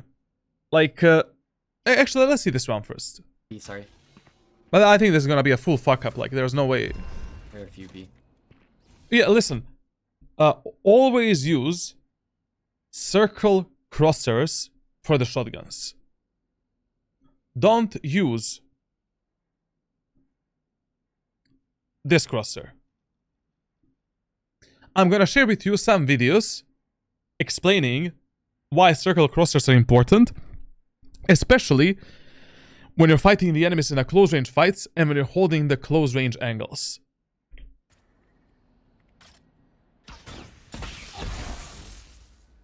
One shock dart. Two shock dart. What you're doing here is very dangerous.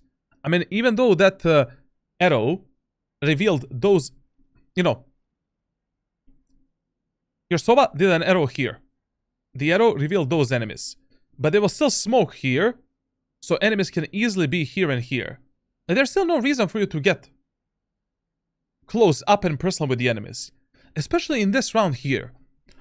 Our main job is to do what? Our main job is to stall the enemies push as much as we can and delay them as much as we can. Why? Because our neon is wrapping them from behind. Whenever you have a teammate that is, you know, going behind the enemies, your job is to distract the enemies as much as you can and try not to lose your life before this guy actually makes some kind of a play. This is very dangerous what you're doing here. Because you didn't really observe whether or not all of the enemies can be revealed in the B-man area of the map. Look at this. Two shock dart. Like, enemies destroyed that reveal before it was able to reveal the enemies behind the smoke here. And this spot not cleared. This spot not cleared. Like, where are you looking right now if you're not looking at the minimap? I mean, choke point is fully smoked. You're not fighting the enemies. Enemies are not moving in. Tell me, where are your eyes right now if not at the minimap? Whenever you're not fighting the enemies, your eyes should be at the minimap. Like, 50% of your 50% of the time during your gameplay in Valorant, your eyes should be on the minimap. 50% of the time. And I think for you it's like 5%.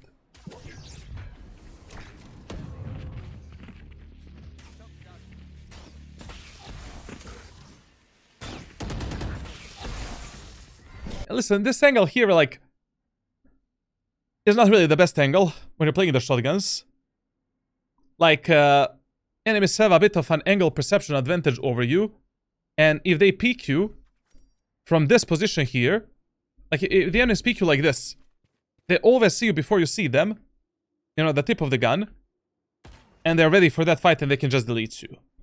Like, if you're already holding the B main area of the map, I would just recommend you to hold it passively like this and wait for the enemies. But it is way too dangerous in this example because they have a Phoenix Flash, Sova, Drone, Breach Stun, Breach Flash. You should have just played, you know, here, bait the shit out of your allies, wait for the enemies to start moving in, Bam. 1 kill. Bam. 2nd kill. Baiting the enemies with a classic. Teleporting backside. Waiting for the enemies. And that's it. And listen, like, when you're playing Bucky, I don't know which click you used right now. But on the Bucky, right click doesn't exist for you. Like, you use the right click only if you're fighting the enemies above 15 meters. Because right click of the Bucky is mega underpowered right now. It's very rarely, you know, useful to actually use it. Even on this distance, I would just use the left click. And you might deal more damage with the left click than with the fucking right click. Like, right click is just, you know, mega, like, underpowered. Like, it's really like you're shooting ballistic bullets towards the enemies. Oh, that sucks. I don't know, as I said, I really don't know what type of fetish you have with this position. Like, here and here, like, in a very rare case scenarios, you should be playing there. Like, very rare. Like, 1% of rounds on Ascent. Very dangerous spots. Spots that easily get cleared. Like, maybe, you know, like, if you have one teammate in a speedway, you know, and one teammate at the stairs or market, you can play here with Yoru, and as the enemies are going out, you can just pop flash them and try to take the kills, you know? But other than that, like, I don't know. You need some heavy support from your allies.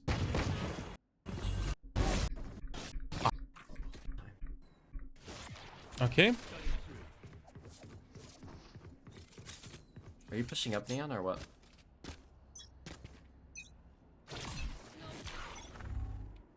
What? Ah, okay. What the fuck is this smoke? Like,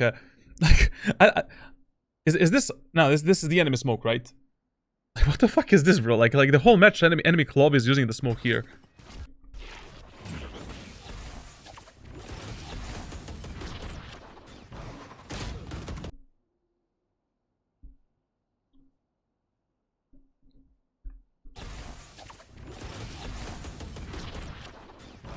You need to chill a bit. Relax. You know, just during the rounds on the defender's side, you just need to relax a bit more. Like, you really need to get in a mindset of, I want to play safer. You know, I don't need to kill the first enemy that I see. I want to reassess the situation, like, aha, I have a Sova, Cypher, and a Clove with me on the site. I have the Cypher setup as well. I mean, it's not really a setup, but we have a tripwire and a camera. Like, instead of, you know, instead of peeking the enemies or fighting them or just going out, let's wait a bit. I mean, like, here. You don't want to be here at all. Fuck them, you know, fuck the market. You just stand here, like, at the stairs. Wait for the camera of Cypher to reveal the enemies, and then we strike. Based on that information. Like, who is like forcing you to fight so much? Like, in this elo where we're playing right now, basically, team play, proper ranked team play, will give you more rounds and more victories than anything else. Than any outplays or anything. Because these players are terrible. Like, it's so easy to play on a reframe potential, to double them down, to fuck them up with proper utility usage. Like, you know, okay, you cross here. Now, we hold the market because we don't have any information whether or not enemies can be here. We hold this and wait for the enemies to start the execute. Wait for the camera to spot someone. Then when the enemies are coming out, like, we can use a one-way flash, fuck them up. We can use the teleport towards our allies, and then, you know, Pixel flash. Fuck the enemies up. We can bounce the flash here. Fuck, like... Just wait a bit, bro. Like, don't fight. What the fuck? Post left. I was like, So lucky it's black. Like, I don't know. Based on your raw mechanical skill, I feel that you're able to, you know, able to easily out-aim, like, I don't know, 60% of these imbeciles. I would say. 60%. Just if you chill a bit more, pay more attention on what your teammates are doing, what are the enemies doing, how we are positioned. Give yourself some time. Like, basically, whenever, from now on, whenever you want to do some kind of a play, give yourself 2 to 3 seconds to think. And even if the play doesn't work because the timing was bad, completely fine. It is speed will come with time. Like, I want you to focus now on just proper team play, proper gameplay, good plays only. Like, good, precise plays are good, precise plays no matter if they don't work. Because of the timings. Over the time, as you're consistently doing the good plays, you will build up the speed for them. But if you're consistently just rushing things out, because you want to do some fast bad plays, or you want to just fight 24/7, that's not going to lead you anywhere. Anywhere. Like, before you swing anything, or, you know, from now on, before you do any play, give yourself 2 to 3 seconds. Look at the minimap. Ask yourself if you can use your teammates somehow to fight the enemies. And what you should do based on what, you know, how your teammates are positioned. Then ask yourself, what are the enemies doing? And then go for some kind of a play. Okay.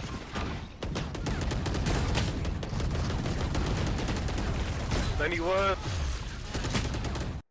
I don't really get... I mean, this play that you did with a Neon, for this eco halberd round is fine. I just don't know why you backed off.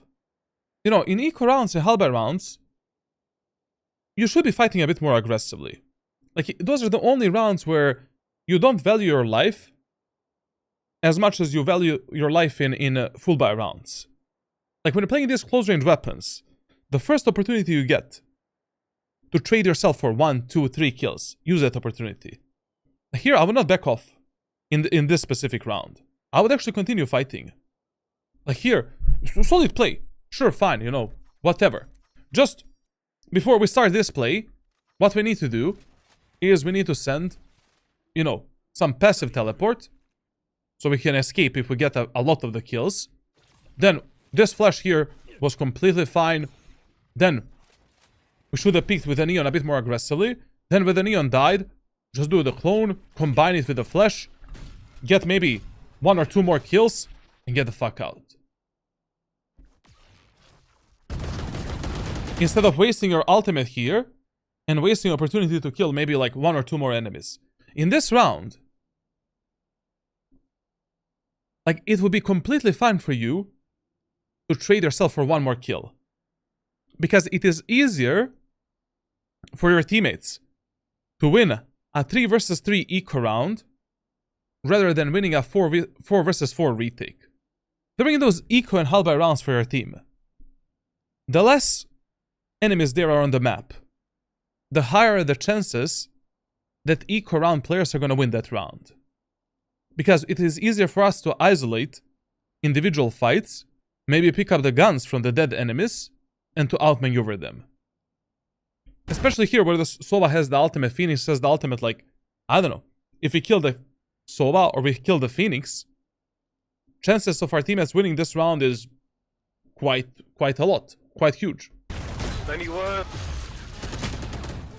Right here.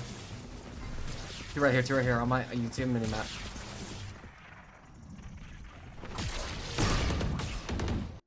Once again, like, what the fuck was that? You know, whenever an enemy is stuck in the corner like that, and basically, what would be the perfect outplay there? You know, Clove is stuck in that corner.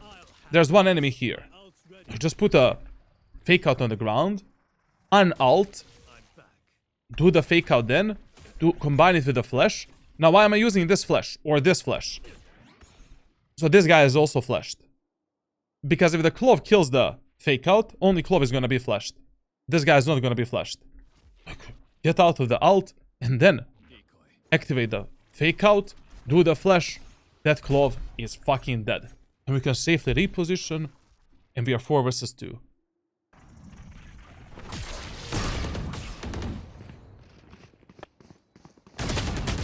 Here, like, you should have just, you know, after you miss this timing to kill that Clove, you should have just backed off. I mean, we are 4 versus 3. Right now, as long as we play with our allies, we're gonna win this round. You know, like, basically, numbers advantage, you value over anything else, no matter which round you're playing. Like, it doesn't matter if you're playing an eco round, halberd round, bonus round, like, once you make a numbers advantage, then you're just like, you're dipping out.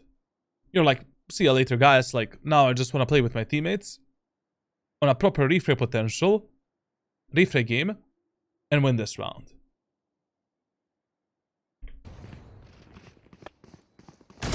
Shield. Oh, it's not good. Oh, why? What?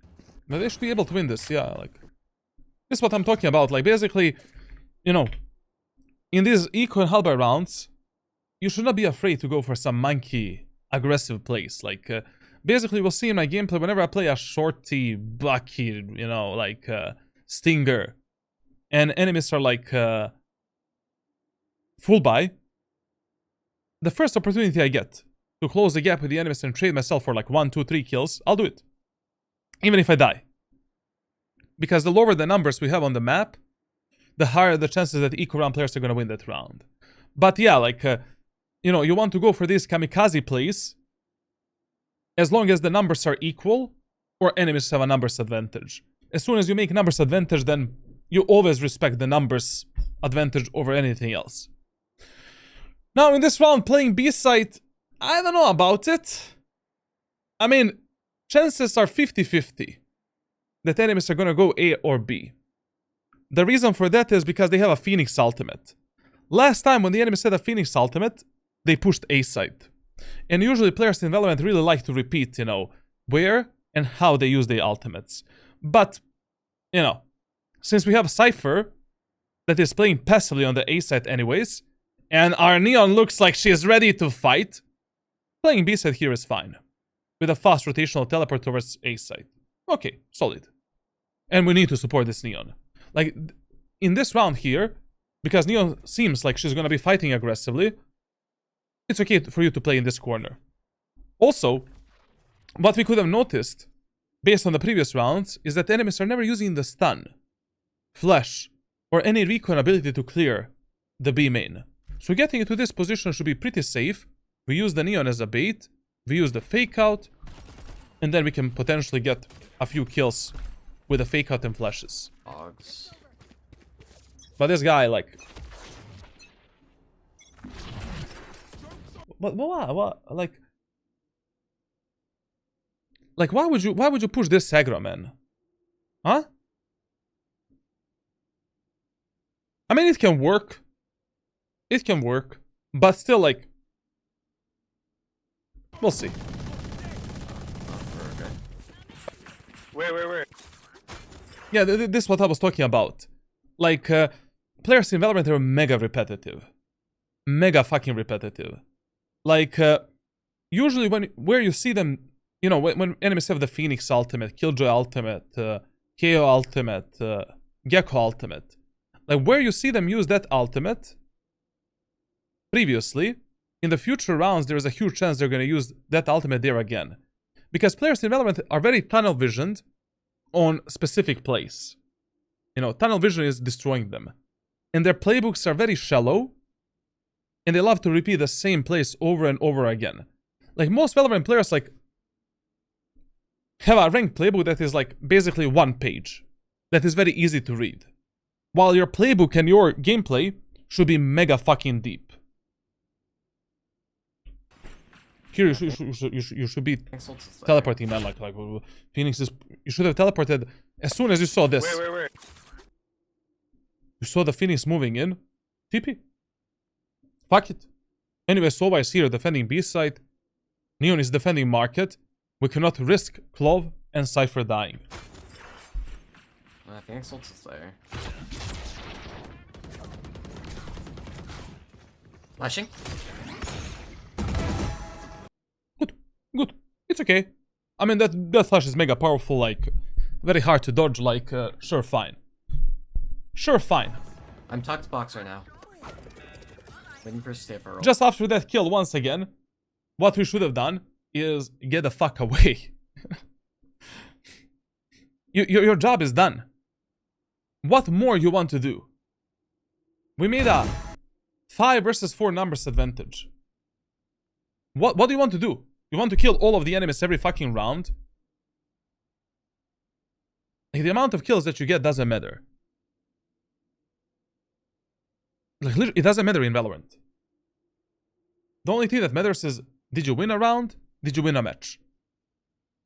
Like, this is the moment of time where you're playing Duelist. You're like, I have finished my 9 to 5 job, making a numbers advantage for my team. Now, I'm playing Valorant as a hobby, essentially. And now I just want to focus on playing with my teammates, baiting the shit out of, I mean, not shit out of them, but playing with them. You know, playing a proper trading game. Like, you should always look at Valorant like, the best analogy is playing Valorant like you're playing chess. You know, you're consistently trading the pieces. And as soon as you have some kind of an advantage, you're playing off from that advantage. And that's it. I'm tucked box right now. Waiting for a stiff roll. Both B. Okay. I'm gonna rotate back to Sova. You guys should stay here. Wait, make sure you play refi. In this type of scenario, like you playing with Sova is probably the best idea. Because Cypher is safe. Clove and Neon are playing together on a refi potential and Sova is alone. Like, basically, whenever you make a numbers advantage, especially huge, true numbers advantage, like 5v2, 5v3, 5v1, like, you're just looking, you're asking yourself, where my teammates have the highest chances of dying? Are they playing together on a refi potential? And who can die alone in some horrible death that can allow the enemies to win the round and to fuck us up?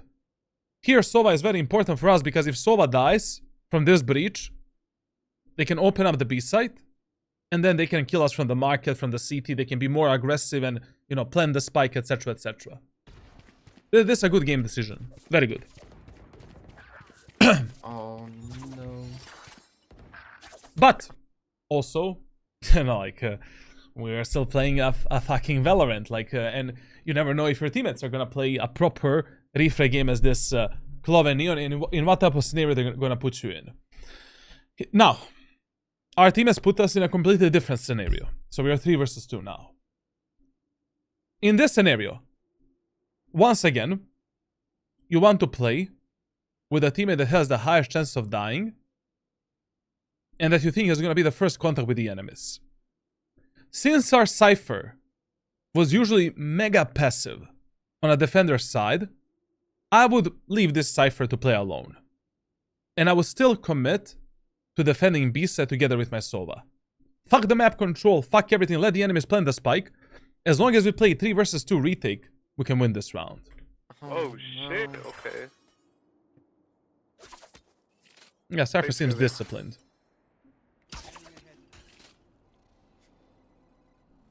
Why did you leave the Sova? I mean, we had a perfect replay game in the CT. They don't have a smoke.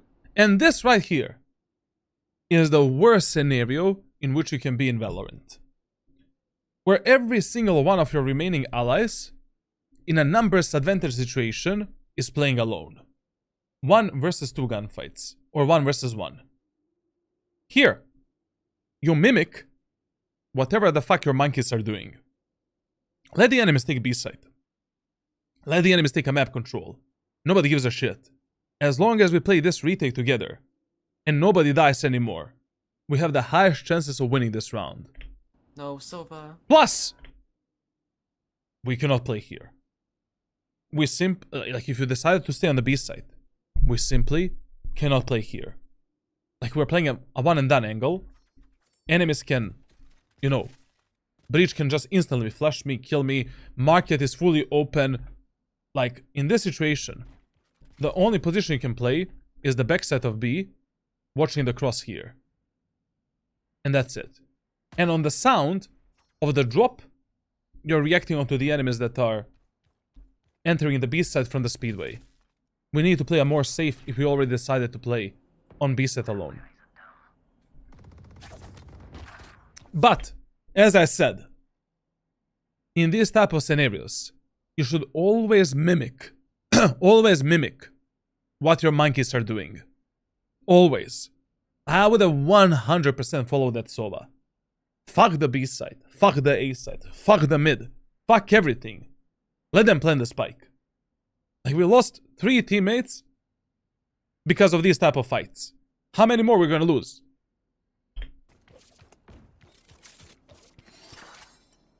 And now, to be honest, Can you calm if they're going A? 30 seconds left. like you're forced to play on B here. Just the position that you're playing is mega giga bad, man. Like mega giga bad. Like enemies can kill you from the CT, from the market, from the speedway, from the site. Like, you know, one of the main things that you prioritize in Valorant is safety over anything else. Like you never want to die in Valorant because of factors of luck and timings. Like here we need to isolate some of these angles into less angles so we can hold safer positions. So we can fight, essentially. Here we cannot stay. You're just relying on luck to win, you know, this round.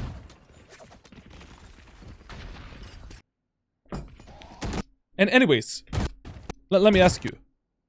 Do you think that enemies here would expect you playing backside once they kill that Sova? Chances are highly unlikely. Plus, enemies only had 20 seconds to plant the spike to move into the site, like, you know. We could have played with their mind and generally, like, play this scenario much better, much safer.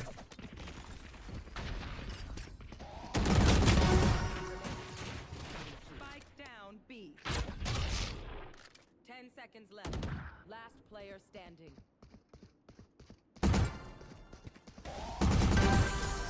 Holy shit, bro. Holy shit. Listen, what I wanted to say here, when it is this teleport, like, you should have done a fake teleport there. You know, this is one of these scenarios where fake teleport is much better. There are 2 reasons why it is better. Reason number 1, breach absolutely hears where you are dropping the teleport. Reason number 2 is like, you know, if your Cypher dies and you get stuck in that corner, God help us. Like, breach should have won this round, to be fair. You know, getting stuck there in a 1v2 with very low HP and a low amount of time for, you know, like, breach to plant the spike. Why would you do that? To be honest here, like, you should have just done a fake teleport, stay on the speedway. Breach cannot walk. With only 10 seconds to the clock, 14, 15, he cannot, you know, do this and enter the B site slowly. He needs to run. Once again, you could have just stayed on this off angle, I mean, speedway position, wait for the perfect moment of time to strike, and that's it. Plus, if the breach is going here to pick up the spike, we can just bunny hop towards the stairs. He doesn't have time to plant the spike, and we don't even need to fight him. Spike down B. You just had more space to run away from that breach here instead of getting stuck into this corner. Because there was a very low amount of time left to plant that spike. 10 seconds.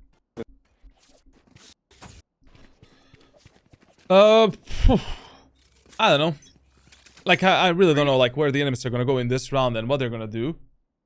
Like, only God can tell us that. But considering that our A defense was definitely a bit better than B defense, okay. I mean, we can Cancel. play how we're playing right now. Yeah, and Sova. And Jet.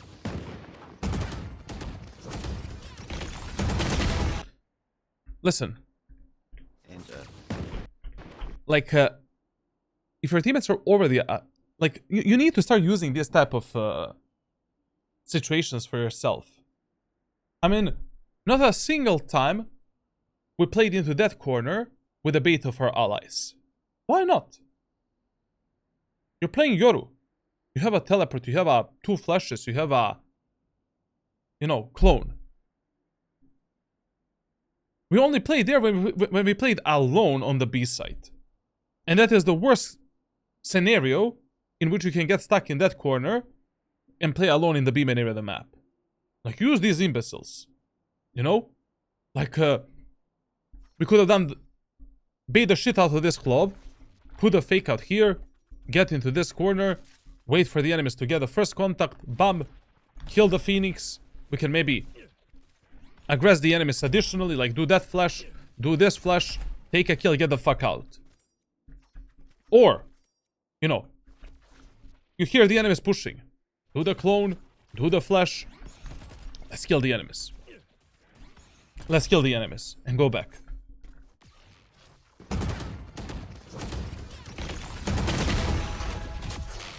Okay. I'm so Good lucky, TP, man. to be honest. Good TP, to be honest. Like, that was... Oi, oi, oi, oi. Let me clone out, Cypher. Let me clone out, Cypher. Switch, switch, switch. Clone out, Cypher. Who's... I know, man. Like, when I'm watching your gameplay, it's like someone is holding the gun up your head and is like, you need to peek. You need to... Kesha. You need to move in, Kesha. You need to move in. Peek. Peek. Chill, bro. Relax, man. Like, we're 4 versus 1. We have a flash, we have a clone. Look at the minimap. I think you don't even realize where the fuck is that Sova. And you're just rushing in. You have 30 HP. True a bit, you have 2 flashes, teleport. Clone. Look at the minimap. And then let's make some kind of a play.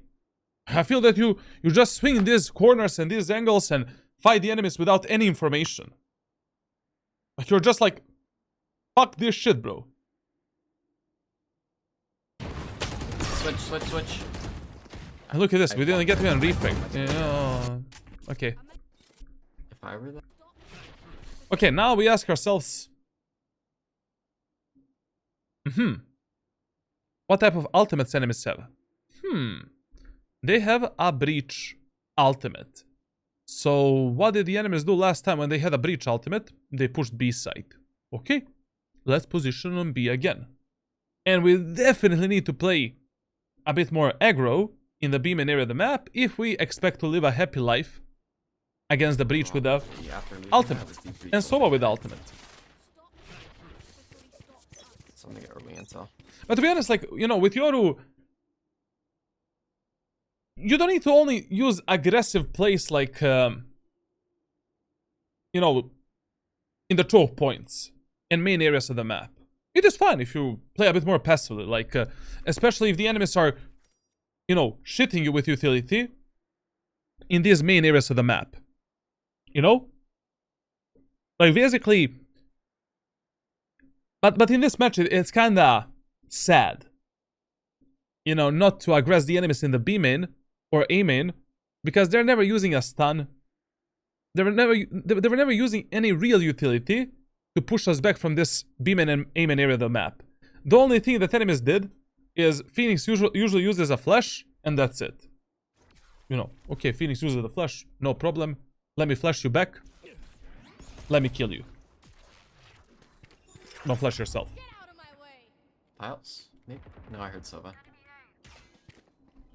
And anyways, the benefit of playing Yoru is that we always have a fast rotational teleports when we need to gamble. So right now, you should be getting the fuck out of the B site and helping your teammates on A. Then that just Listen, like, another thing that you need to pay more attention on.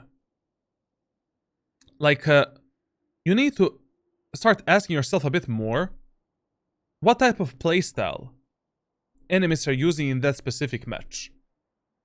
Like, this whole game, enemies were consistently playing together as 5 and just pushing together. Like, there was only a very few amount of rounds where enemies tried to do some kind of a fake. And even when they were doing the fakes, like, they were usually fully sending it on the opposite part of the map. Like, here, there is no way that enemies are not gonna try to execute the... Sorry. Like, there is no way that enemies are not gonna try to execute the A site. Or they're not gonna send, like, 2 enemies on site. Fuck it. Teleport. Kill those enemies on A. But once you teleport, if you're not certain whether or not enemies are committing towards the A site, just send the, you know, fast rotational teleport towards the B site. Like, on the first contact with the enemies and my teammates in this match, I will just be super fast rotating. Because enemies were very, very repetitive and you know, like, their playstyle was quite easy to read. What the fuck? My dude is cheating? Ah, the guy was real. Is Jet still? Okay, I mean, this was fine, like, Is more of Jet a still mechanical alive? problem Oh, than she anything else. just died Like, right after. you know, maybe we could have killed that Sova there. Is Jet still alive? Oh, And it's okay that you swung here either because, you know, Jet was basically Is on the Jet still site and we alive? needed Oh, to she support the just died cipher. right It was after. okay. Look at my It was top okay. Not that bad. Wait. Oh, no. No.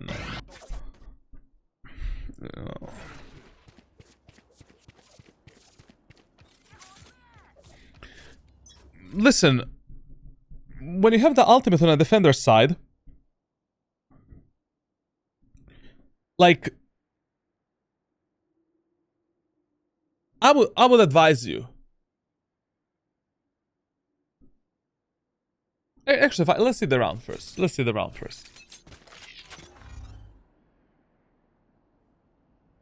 But you cannot play here, man. Like, how do you expect to live on this position? Phoenix flash, breach, stun, jet dash, Sova arrow, Sova drone. Like, what is the plan here?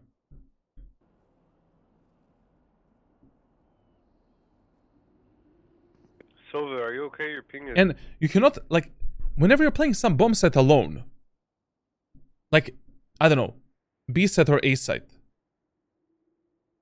you need to start more aggressively towards the 2 points. Even if your strategy is to surprise enemies here with a Bucky, like, you're forced to do this. Because we cannot allow the enemies to walk here and then do a fast execute. And our teammates are miles away from us and no one is there to support us. Fuck. Enemies bait them to come towards you, you know, like, tell them, hey enemies, I have a classic pistol right now, you know, push me. And then you pull out the Bucky and Take your router. you kill them. That's... To be honest, it was, you know, a lot of the mistakes in this round. We sold the full B-man space without getting any contacts with the enemies. And now our team doesn't know where the... Like, basically, if you started by jiggle peeking the B-man area of the map, you give your teammates more time to actually rotate. You know. And enemies cannot explode onto the bomb site and take the site in less than 2 seconds. And then our teammates are like, you know, not even ready to help us out. And then playing this position, I don't know, like, it's impossible without the smokes, man. Impossible. Against this team, against this enemy's team composition. Switch.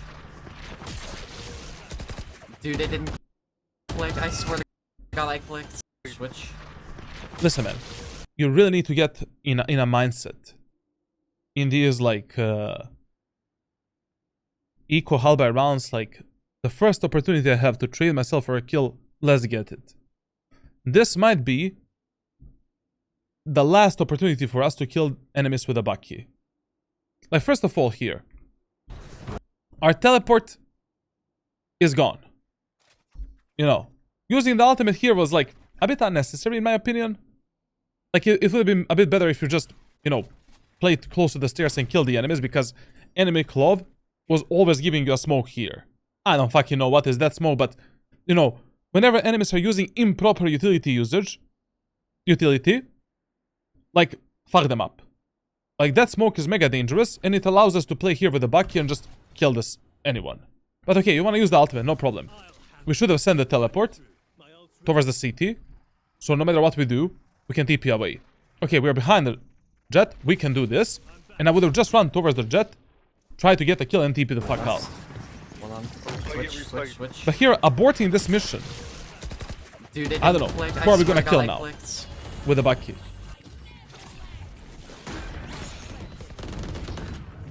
No one main either.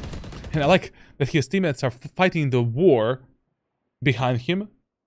Breach is in the CT, like, Jet is at the stairs, like, and he's like chilling here. Ooh, that, I mean, like, you know, when you're going for the retakes, like, you really need to ask yourself, like, hard, where you want to put a specific teleport. To be honest, right now, putting the teleport at the backside and teleporting backside is mega dangerous, because, you know, you saw like 2-3 enemies at the backside, you know, 2 enemies at the backside. They're gonna be ready for this teleport. Like, in this scenario here, probably the best option for us, you know, where we can actually teleport, is like either somewhere close here, so that, you know, we can flash actually the site, teleport on site, and then enter the backside, or basically sending the teleport from the stairs there. Once again, maybe doing some high up flash for the site, and then closing the gap with the enemies there. But sending the teleport backside is just okay. Okay, we got a kill at least, like, somehow. But you should have been dead. Surely they reach all this round. These are the moments I'm glad that I'm out of platinum. Okay, I'm gonna wrap up house.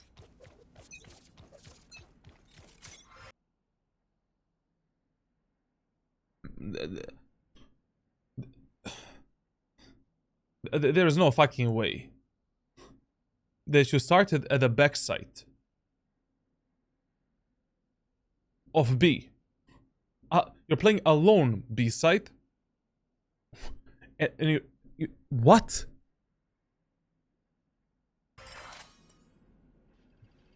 Salvador B. I know that Breach has the ultimate. I know Sova has the ultimate. But you should be trying to get maybe at least 1 kill in that B main area of the map. Like, you don't need to commit yourself too much. You know, you don't need to swing the enemies in some 50-50 gunfights and just, you know, commit yourself.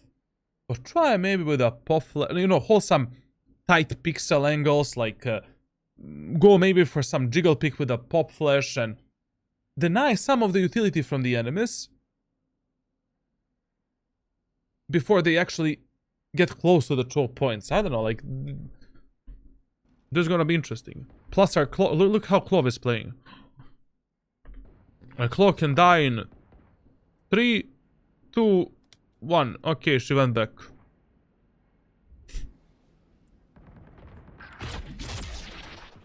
Nice, they're up tree already.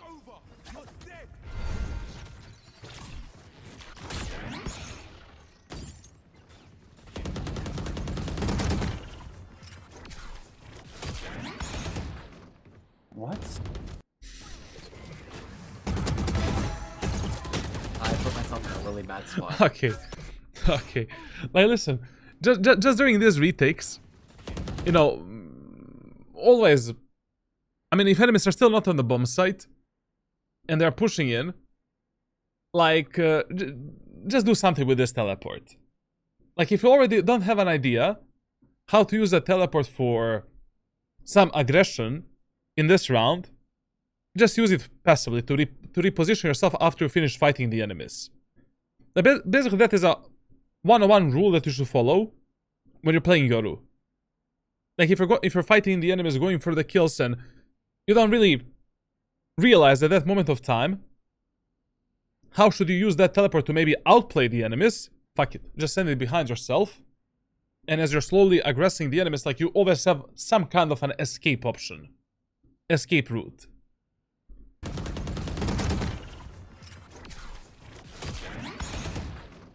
What? I like that. What? Okay. Really bad. Okay.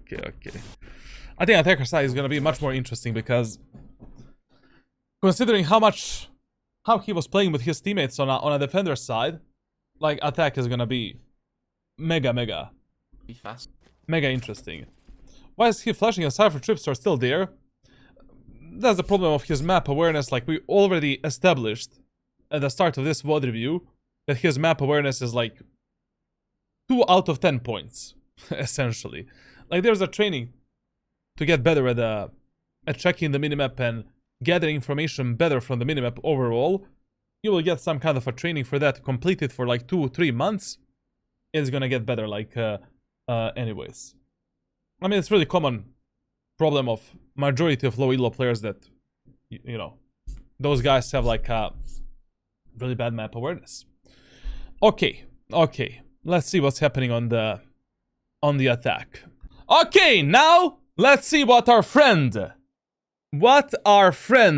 Sexro has to say to us on our attacker side.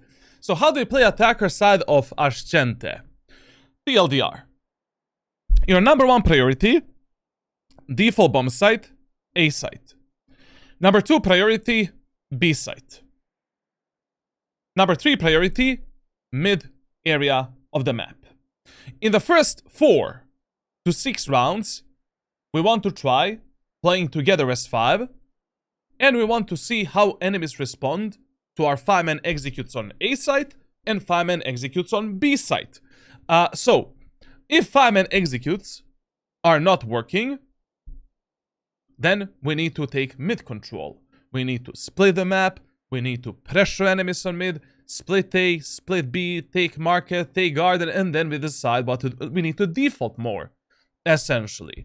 But usually, in low elo lobbies and medium elo lobbies, there is always some kind of a counter that you can do for enemies that are playing in A main, B main, A site, and B site area of Ascent. Like, there is no fucking way that enemies are so good that you cannot outplay them with Yoru and kill them and open the site for your allies.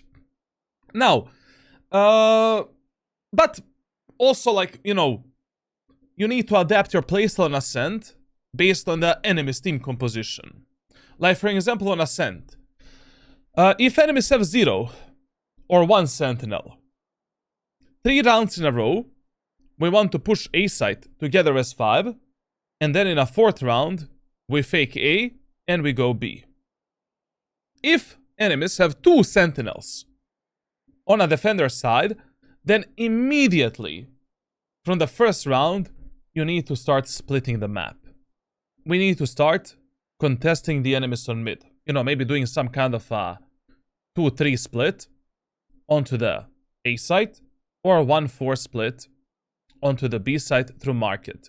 And Spike should go here, Spike should go here, you should go here, you should go here. Now, in this specific VOD, enemies have 0 sentinels. So, the absolutely best idea right now is doing a 5-man push onto the A site. And there are 3 reasons. Reason number 1. It is easier pushing A site compared to B site on Ascent. Your teammates can make far less mistakes in A main compared to the B main. And also, enemies cannot really fuck us up with utility through the window, spraying us through the fucking wall with a sheriff and high penetration weapons and stuff like that. Like, A main pushes are quite more simple, essentially. Reason number 2, if our push gets stopped or delayed in the B main area of the map, retaking the map control from B main is a lot harder than retaking the map control from the A main area of the map. The enemies can already pinch us through mid, close this part of the map, and it's really hard to fight back for this map control without losing your teammates, potentially. And the reason number 3, based on the enemy's team composition, I already know what enemies are gonna do. Like, we already know what enemies are gonna do in this round. Enemies have a Phoenix in their team. Like, chances are above 90% that enemy Phoenix is gonna go for a Molotov here, and he is gonna play with a flash in the A main area of the map. So if you're going A against the Phoenix, just get up here, dodge the Phoenix flash, kill the Phoenix from this position. That's it. If enemies one-way you, hold, you know, basically if you're one-wayed, instead of this smoke, hold your flash inside of the hands, like this, and as soon as the enemy Phoenix flashes, you flash as well, drop down, kill the Phoenix, and that's it. I mean, you should not have the short, you should have the classic pistol, but whatever, like. So enemy Phoenix flashes, you flash him back, drop through the smoke, kill the Phoenix. Let's move forward. Now listen, in the first round of Ascent, literally it doesn't matter where we want to push. Like, we are always buying with Yoru classic, light shield, 1 teleport, flash, and fake out. And we're committing to some kind of a safe execute onto the bomb set that we are pushing at that moment of time. So here, okay, our teammates want to push the B main area of the map. Classic, light shield, flash, fake out. How do we do it? You know, we cannot persuade our allies to go A. Let's go B. It's okay. We're gonna jump spot the enemies here, bait our teammates a bit. Why bait? Because they still have the Phoenix and Breach, and they can flash us at any moment of time. And we have literally nothing to flush enemies back in this B main area of the map. We have nothing to counter this shit in B main area of the map. So I would just bait my teammates a bit more, you know, let them basically come here, and then I'm gonna move with them and come forward. Then, as we're getting ready for the execute, in the first round with Yoru, I will always go for the safest execute possible on the B side. And usually the safest shit that you can do with Yoru is teleporting inside of that corner, putting the fake out, doing the flash in this like boathouse area of the map. So the flash is gonna flash this guy, enemies that are peeking through market, enemies that are peeking the CT, if they're peeking through the smoke, I don't know, and enemies that are in the logs. We teleport from this position, we close the market, and then we move back through the speedway, supporting our allies and pushing with them. Period.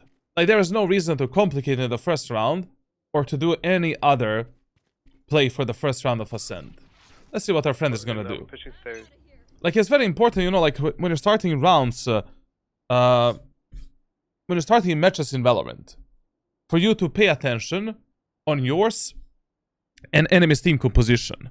And you need to ask yourself, you know, like, what all of these individual agents usually love to do. You know, players that are maining Jet, Sova, Breach, Phoenix, Clove. Like, what do they usually love to do on Ascent? And the second question that you're asking yourself is, like, how we can counter them. And third question is, like, what is the best idea for us to do based on both of these teams? Like, right now, pushing B is suicide. Like, it's so bad. Like, first of all, we need to dodge the Sova arrows. We cannot push immediately. Then we need to jump spot this angle and bait our teammates a bit. I mean, if you buy the fake out, you can use the fake out as a bait.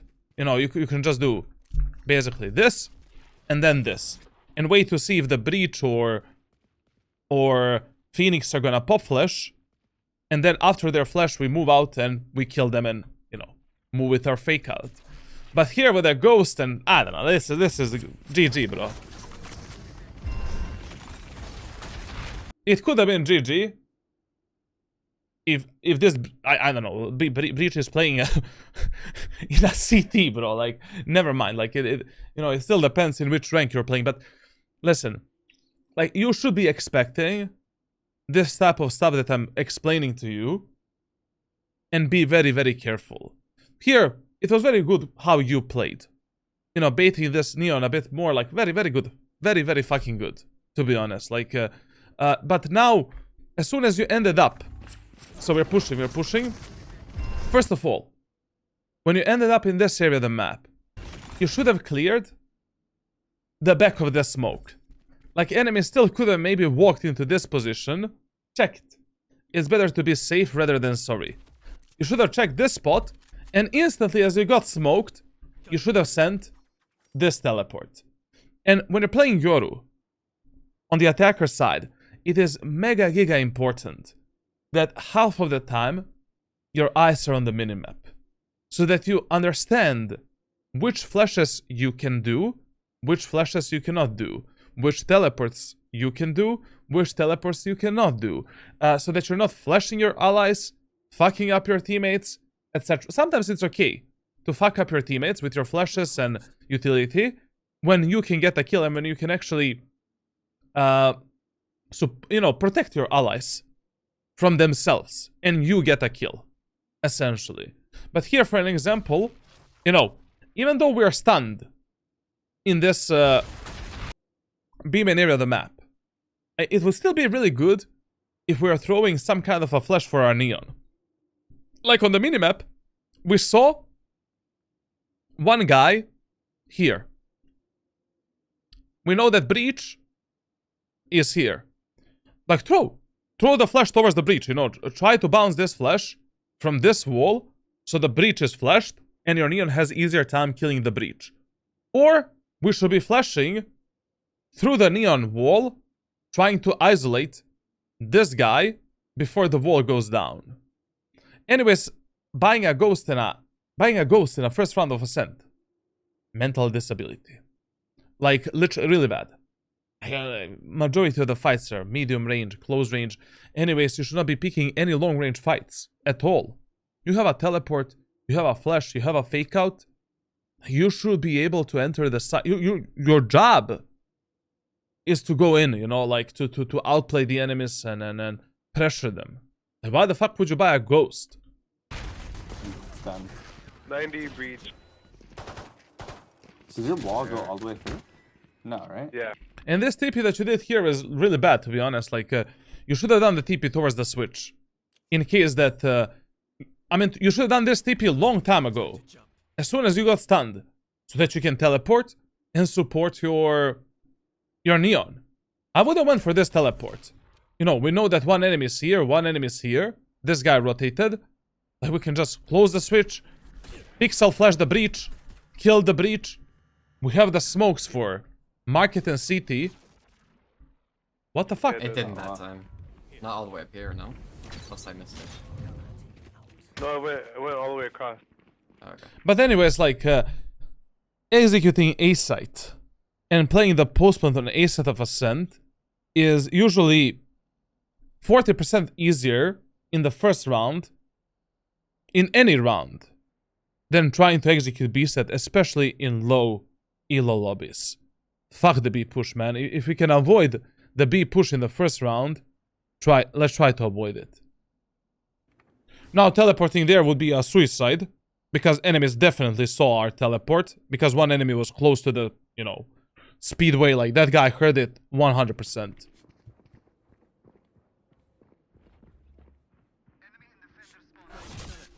A breach is one hit. Dude, I want to get one.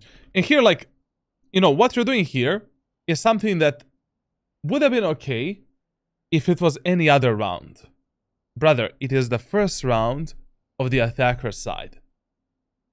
You have no idea how much you can trust your teammates. You have no idea how good are your teammates with utility usage, angle clearing, in general, what the fuck they're gonna do. What you're doing right now would have been okay if this was the middle of the match on the attacker side or some eco halberd round. You know, trying to search for this one pick, lurk a bit more, and probably you're gonna get a kill right now. I don't doubt it. I don't doubt that. But I highly doubt that our teammates are gonna live a happy life on A site while we are trying to rotate towards our teammates. Like, no one is gonna clear aim in 100%. They're not even gonna observe the possibility that one enemy can be here. They don't have smokes. I think they still don't have a single smoke. They're fully open. I don't know, man. Like, too much of a risk. Like, this would have been okay if you were left, like, I don't know, 5 versus 3 or 5 versus 2. You know? Like, you were in a huge numbers disadvantage and then you need to pick enemies apart and play some solo fights. But here, like, God help us. I don't doubt this kill. Yeah, that's an easy kill.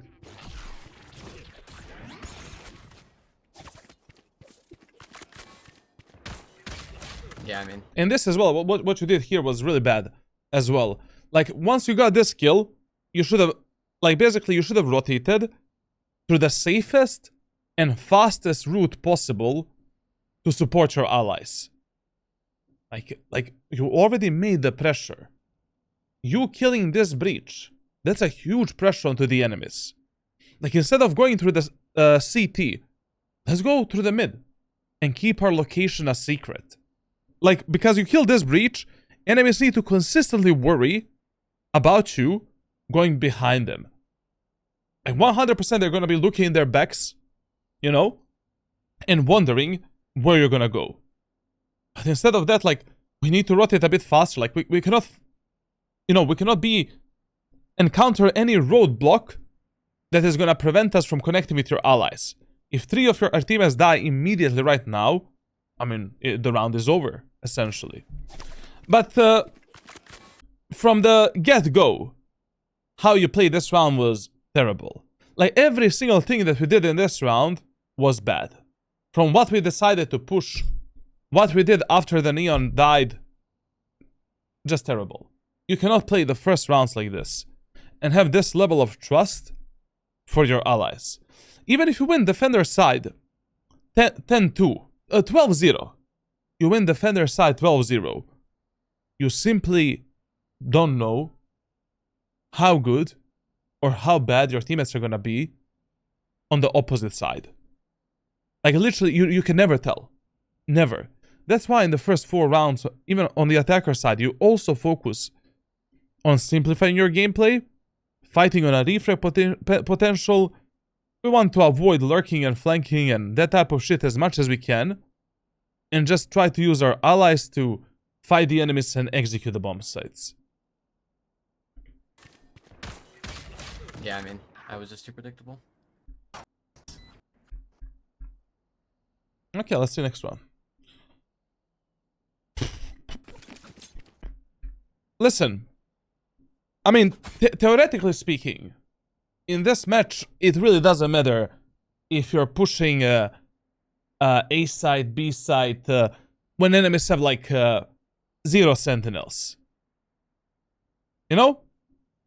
Like 3 ads run, then it says it's over, and another 4 run. What a scumbag, unfollowed. Brother, all of the ads on my Twitch channel are off. I'm like, on every YouTube video,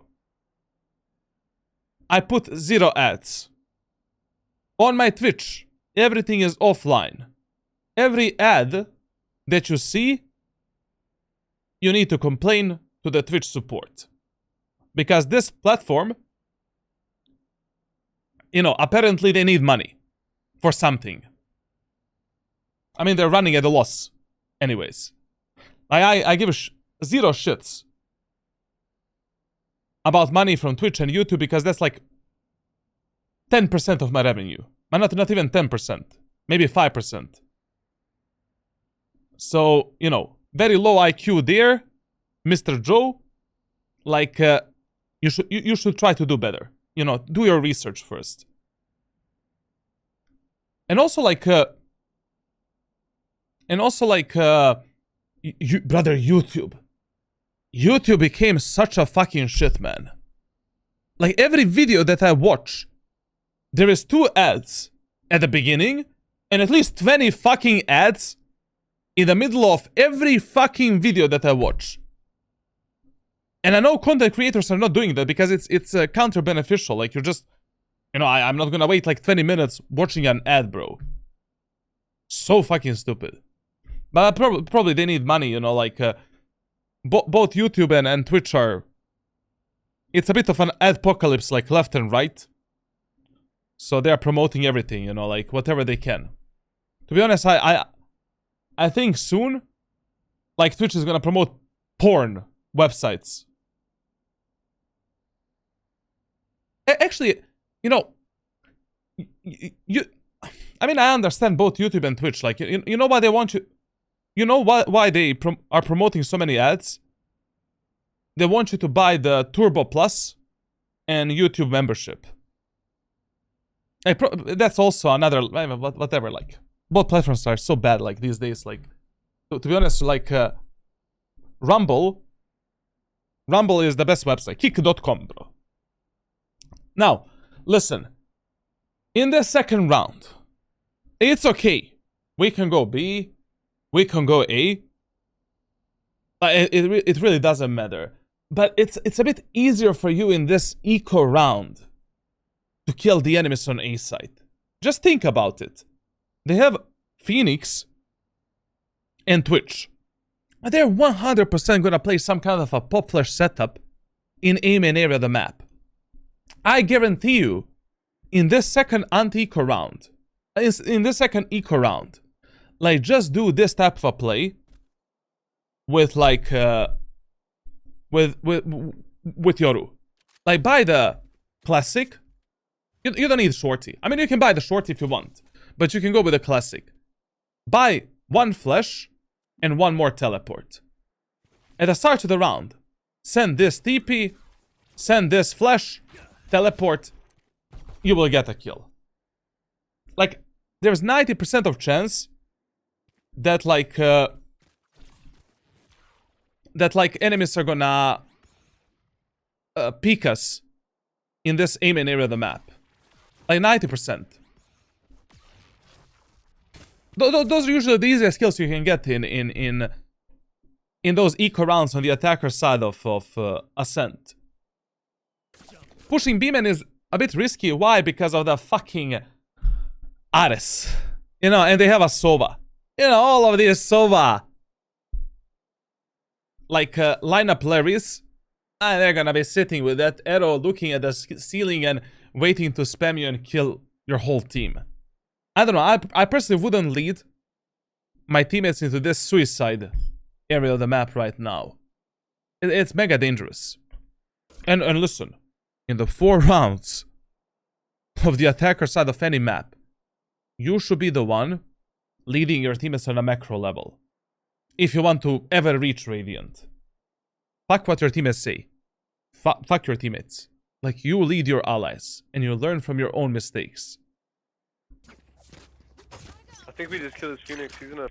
Papito, I have a question in my mind and I cannot sleep without hearing answer. Why I prefer in-ear headphones over, like, studio or gaming headphones?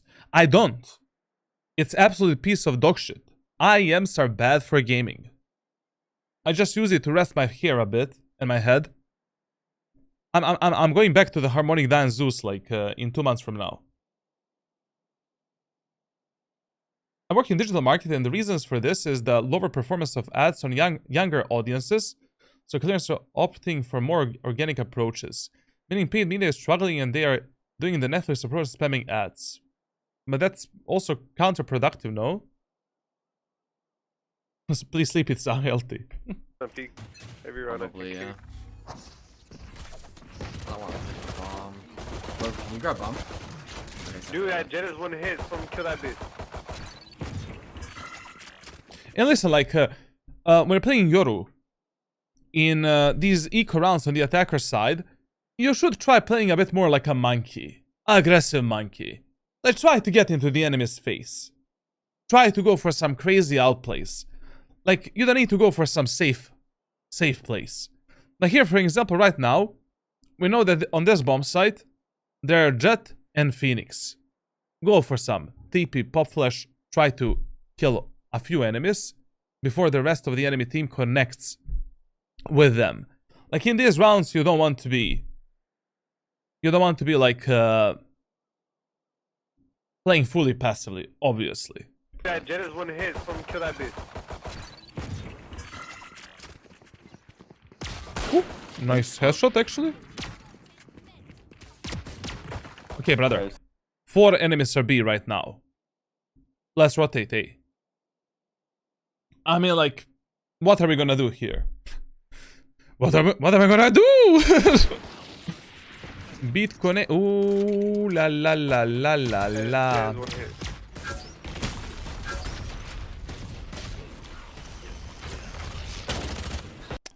I said ooh la la la la because you sent this teleport. Brother, like when you're sending your teleports for some place, outplace, whatever, like you need to pay mega giga attention on the minimap, enemies positioning in the previous rounds, and on the sound. Like you saw that when enemy Phoenix repositioned from this B main area of the map, he actually went on this position. He saw that teleport.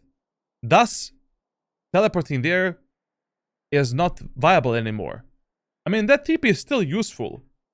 You know, that TP is always going to be at the back of the enemy's head and, you know, like, is going to apply a certain level of pressure. But right now, like, you know, when we all died without any smokes, like, you saw 4 enemies on the B side, like, let's rotate. You know, let's try to kill that one enemy on A. Maybe plant the spike, I don't know. But anyways, like, it's a suicide on Ascent, like, leading your teammates on B side when enemies have 0 sentinels. It's just stupid. Really, really stupid.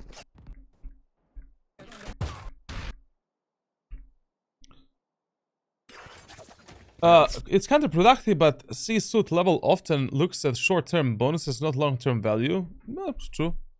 Actually, that's true.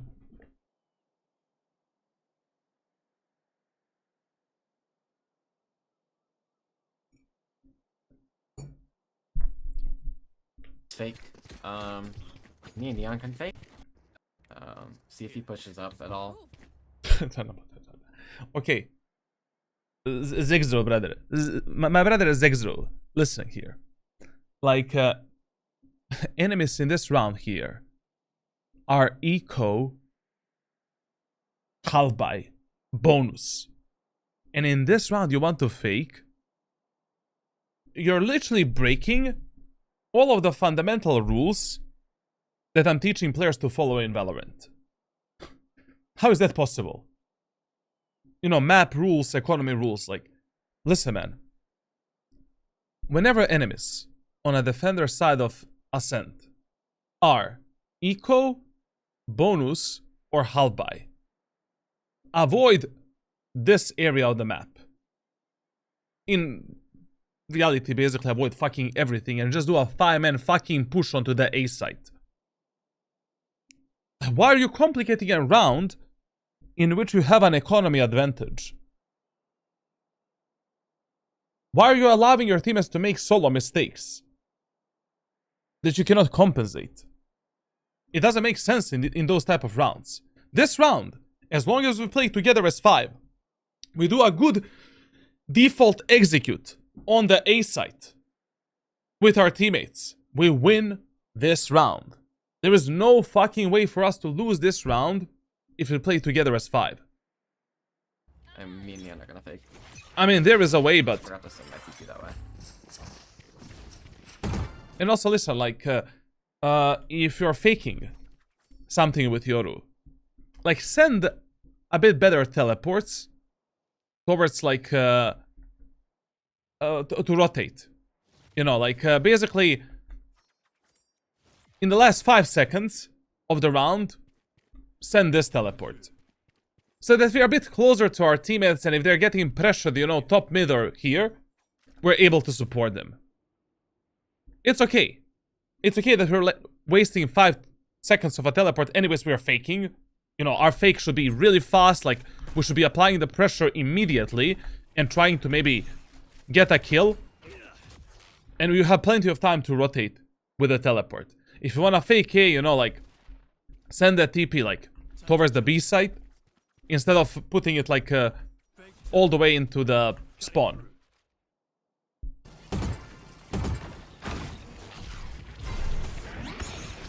Please, for the...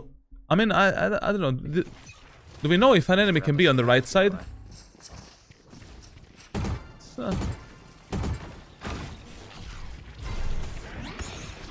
Okay, rotate back.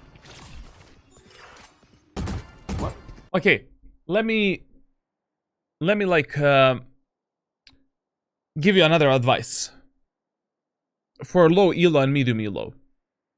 In high elo, you can do what you're trying to do here, and you should be doing this if you're like playing Yoru, like you being the guy that is faking. But in low elo, you should never be the guy that is faking the site. You should always be playing with a group of allies that are carrying the spike and that are not faking. You can, at the start of the round, you know, maybe prepare a fake out for your teammates. You know, like, prepare this and then rotate A. But you cannot be the one faking. And the simple reason for that is timing. And what your teammates do in this area of the map is far more important than what we are doing when we are faking.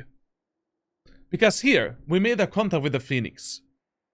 We're pressuring the enemies mega deep already through the choke point.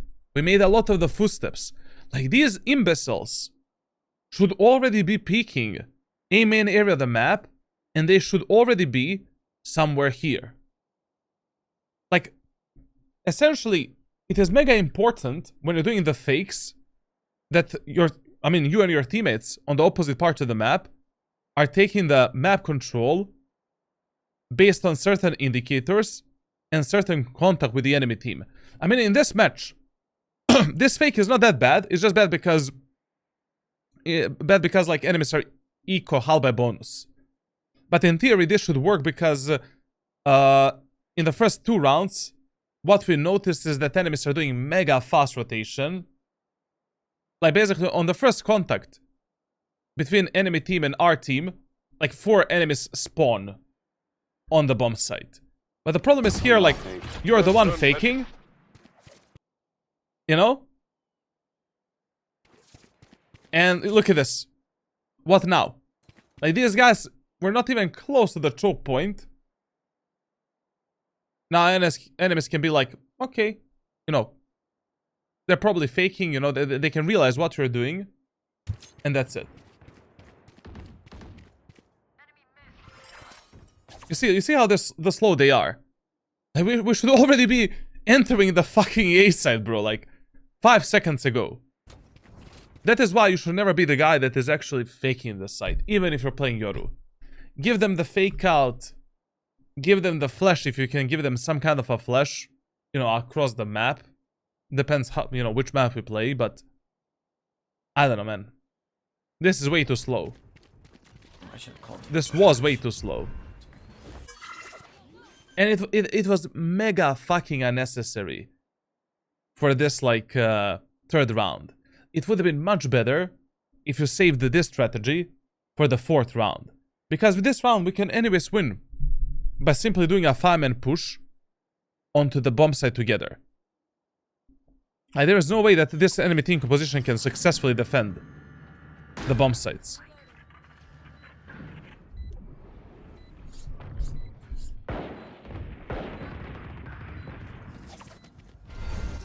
I have flash.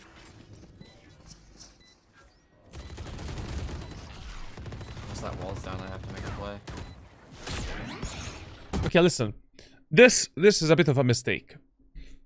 Whenever you're flashing through smokes with Yoru, it is mega important which angle you're choosing to flash, and also how deep you're putting your flash. So what do I mean by that? Let's imagine this is the end of the smoke. Like, I don't want to use a flash like this, and I'm moving in together with my flash. Reason number one, enemies have more time to dodge the flash. Reason number two, when they see the flash, they're probably gonna instinctively flick towards the center of the flash and expect me to go through that specific area of the map. Like here, if you wanna pop flash through the smokes, you basically want to choose somewhat of a, I don't know, 90-degree angle, like down in, I don't know how to explain it, like just make sure that it's a pop flash, you know? Try to hide as much trail from the flash as possible, and if you're pushing from the center, do the flash like this, and now move in. For an example, like look at your flash here. Like, it's very easy to dodge this flash. Mega easy. To just turn around and be flashed for like 0.5 seconds, 0.2 seconds. Because you literally put your flash on the edge of the smoke, and enemies see the huge trail of the flash that they can dodge. Instead of bouncing the flash here, I would have bounced the flash somewhere here. So it's quite literally the pop flash. Once that wall's down, I have to make a play. Gen. Like, you know, like if you did a bit of a different flash, Play. maybe that jet would have been flashed. You know? You see, that jet probably saw the trail of your flash. She hid behind the generator, dodged the flash, and killed you. But anyways, in this example, we also should have curved the flash a bit more towards the right side, because the doors are closed. Enemies can be there, there, there, and there. Like, it's a bit better gamble if you did this, so that we guarantee enemies being flashed. Gen. And Sova being AFK in a bonus round is just like... enemies bonus round is just crazy. Okay, solid buy options like a Bucky. But listen, like, in these eco rounds, like, try to prioritize... when you have the ultimate, and you're playing the eco rounds, yes, we want to use the ultimate with some shotgun to open the side for our teammates. But I would always prioritize buying the heavy shield in these type of rounds. You know, here I would actually buy the heavy shield. Like, just because if I pick up the weapon from dead enemies, like, basically I have a full buy round and it's easier for me to win that specific round. But regardless of that, let's see what's gonna happen here. And also, listen here. Whenever you have the Yoru's ultimate on the attacker side, especially if you're playing some kind of an eco round on Ascent, tell them to do a 5-man push somewhere. Like, you know, using the pressure from your allies, plus the pressure from your ultimate, will definitely allow you with a Bucky, Shorty, Judge to get some free kill. But here, just running alone, or maybe just with a Neon, through this aiming area of the map and onto the A site, might not be enough. Like, with the Yoru ultimate on Ascent, it should be mega easy for you to take the space, take a kill, and open the site for your teammates. Let's see what he's gonna do. This flash, an absolute waste. What the fuck was that, bro? Why would you do that? Use the ultimate, brother, like, and instantly reveal the enemies. Tell Neon! Stop being, you know, take your medicine, brother. You know, fuck the ADHD, and let me peek first with the ultimate. Let me scout the enemies for you, and then move in. Okay. Line's clear. Close left and close right's clear. Ace is clear. No one gen. L is clear. Be careful, heaven. This is why, you know, doing a 5-man push onto the side when you have the Yoru ultimate is usually the best thing.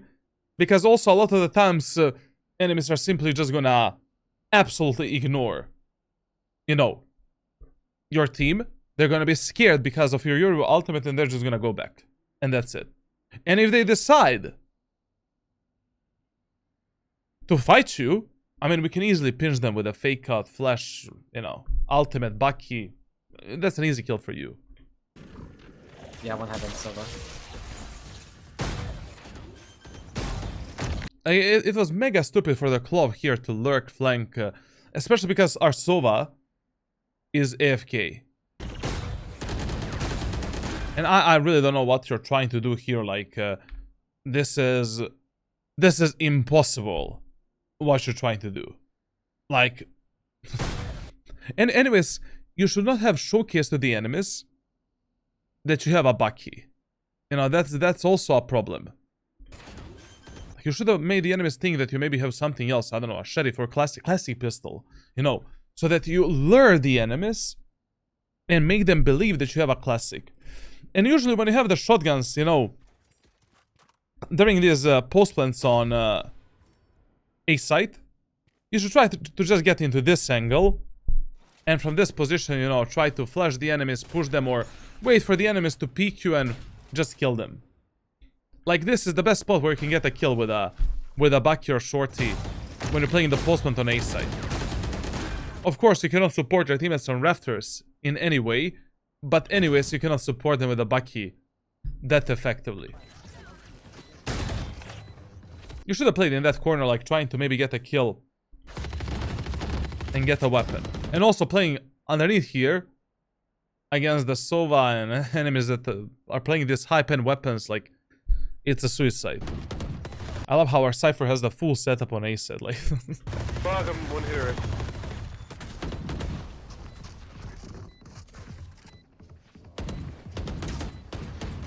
No.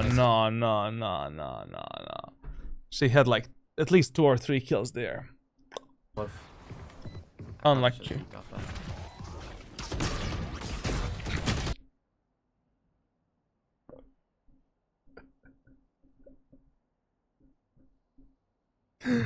That was funny.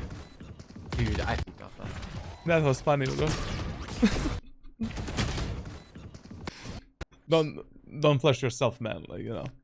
But anyways, like this under bomb set position is like just fucked up. Like when you have the close range weapons, generally this spot is the last spot that you play in the postment of A site. Only if you really need to play here. And with the close range weapons, most of the times you should be playing in this corner. And from this corner, maybe pressuring the enemies in the gen, trying to kill them as they're going down. If already there's like 0 enemies going through A short. But playing under the site, especially alone, like it's a suicide, essentially. That was a comical death, bro. I'm gonna flash. Listen, bro. Like, if enemies have a Phoenix in their team, like, you should consistently be aware of, even if you didn't see that from the Phoenix in the previous rounds, like, counter this. Like, every time when we're pushing the aim in area of the map, you need to silently jump on this spot, just a second, and then from this position, play anti-flash.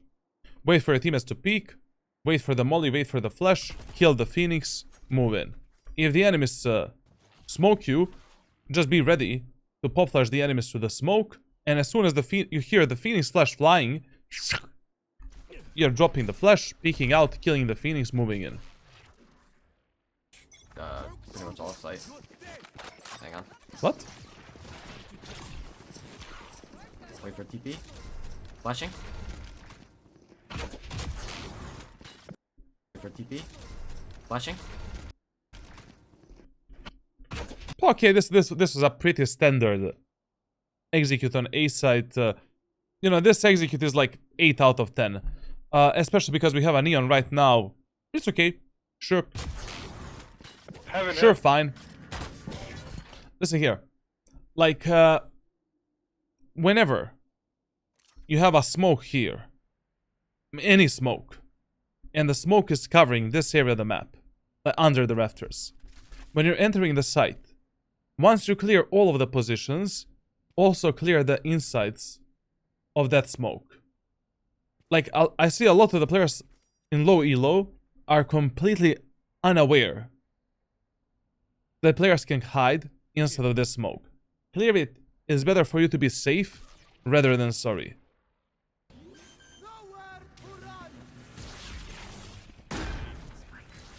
Here, like, there's really no reason for you to do this aggression that you're doing right now. You know, like, basically, I know that we're in a slight numbers disadvantage, but it's not that big of a deal. You know, it's not that huge. Like, I will still try here to play like a passive post plant instead of playing as, you know, this aggro shit. And maybe one thing that you could have tried, instead of wasting your clone here, you could have just tried standing on this angle, and from this angle, you know, maybe getting a kill. And then repositioning towards the site. Because on the bomb side, like with Yoru, you know, we can always do a one-way flash here, kill the enemies, mid-air flash here, kill the enemies. Like, enemies are on the rafters peeking us. Like, there's a lot of these spots, like, where you can just completely demolish the enemies with a one-way flashes and just destroy them. You know, you could have also played here. Wait for the enemies to peek to start peeking the rafters, flash them, take the kill. I don't know why you're playing aggro when you have, like, so much utility. It's way too risky right now. For no reason. Why the fuck is this the, like, fuck this spot, bro. Like, don't be under the bomb site. Like, right now, you have two teammates guarding the rafters. They can start dying at any moment of time. You should be preparing yourself to fight with them and to refrag them and to flash for them as well. And right now, you should be playing some kind of a position here, here, here, or underneath them, so that we can, you know, pop flash the enemies and kill them. Like, that flash was terrible. Like, I wanted to do this, like, but you get the point.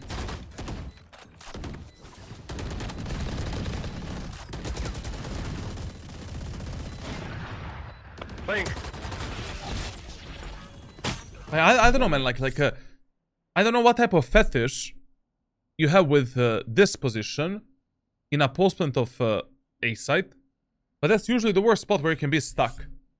You should be supporting your allies, like fighting the enemies together with them, choosing some positions where you can use some really good one-way flashes, pixel flashes, to peek the enemies together and fuck them up. Like, I don't know, why are we under the bomb site? Thoughts on holding on top of the box haven if your teammate is below you, but you can do that. Any like, this is like the last postman position that you play on the A set of haven. Literally the last.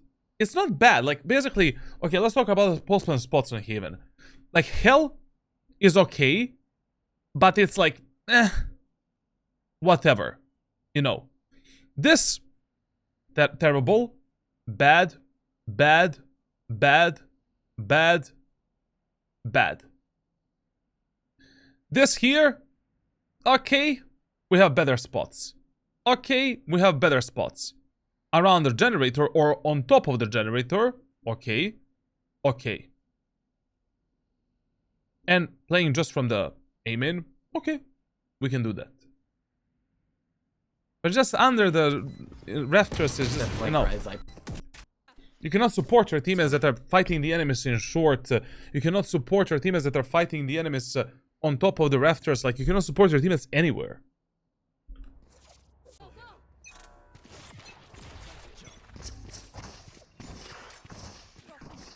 Okay.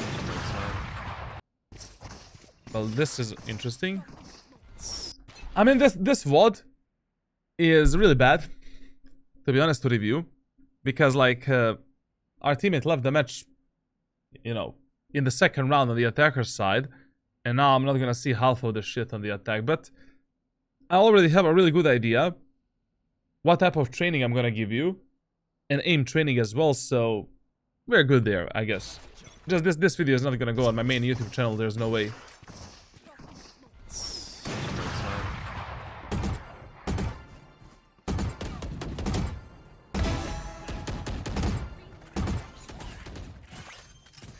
And I highly advise you, man, like, you know, on Ascent, if your teammates want to listen, and if you can navigate your allies, like, when enemies serve like 0 sentinels, or 1, like, try the 5-man pushes on A side before you do anything else. Like, in this specific match, like, enemies were leaving A for free. 24/7. And there was not a single round where enemies were contesting us in A main area of the map, or A site, whatsoever. And on A site, I mean, we have some much better executes with Yoru than on B site. You know, like, we can always start the round basically here, send the teleport from this corner, like, I forgot the lineup, bro, I think it was this. Like, send the teleport towards the middle of the site. We can TP here. Why not? Like, we can then do this type of a flash, TP, take the front site, go in. We can send the teleport towards the right side here, and then combine it once again with this type of a flash and teleport in that corner. Then we can take the A main area of the map and A control, and as our teammates are getting ready to enter the site, put the fake out, put the TP there, and once again we can do a flash up here, fake out, TP here, kill this guy because he's fully flashed from this flash, and that's it. If you think that is way too risky, way too dangerous, no problem. Like, we can just do this flash, enemies are flashed here, flash there, flash here, you TP here, kill this guy. Like, then you see that enemies are not playing under the site ever. No problem. Like, do this, you know, put the TP there, do the fake out, and simply flash the enemies that are at the backside.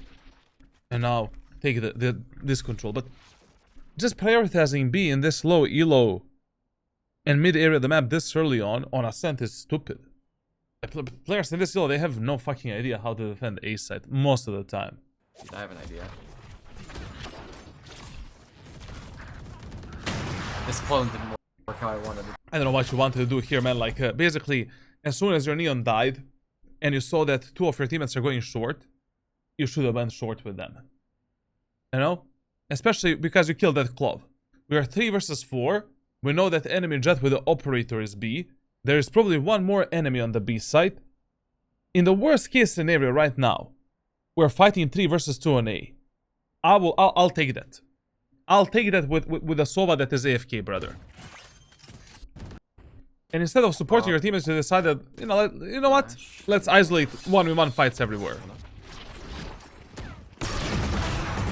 Okay. Sure, fine. Why not? I don't want the bat, but no worries. TP? You should have teleported after you heard that shot, man. Why would you engage this jet right now in a clean fight? And also, if you want to engage the jet here, I will flash her. I will just fully fuck her up with the flashes. Why? I don't want the jet to peek my Cypher here. I don't want this jet to kill my Clove as well. We cannot risk allowing that jet to take another peek. Like, I would just be doing this, making the pressure. Like, this Clove might have been dead. Still on site, Clove. Oh no, we have bomb. You have bomb. Come on. Okay, I mean, this is the one round. I thought Like, he was fucking marking, dude.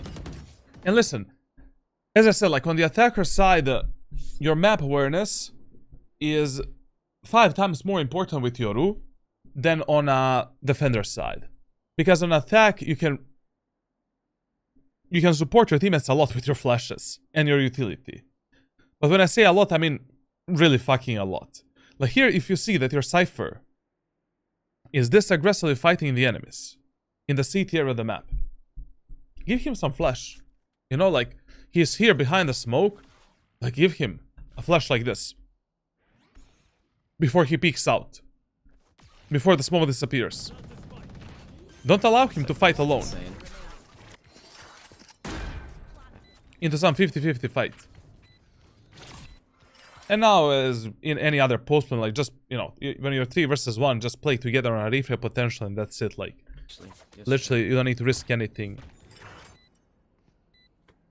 Okay. This is fine. I mean, this is a win. Okay. Why the fuck you submitted this VOD, bro? Like, your Sova left the game. Like, what do you want me to say? Like, these type of matches are auto-lost. Like, basically, you know. It is what it is, brother.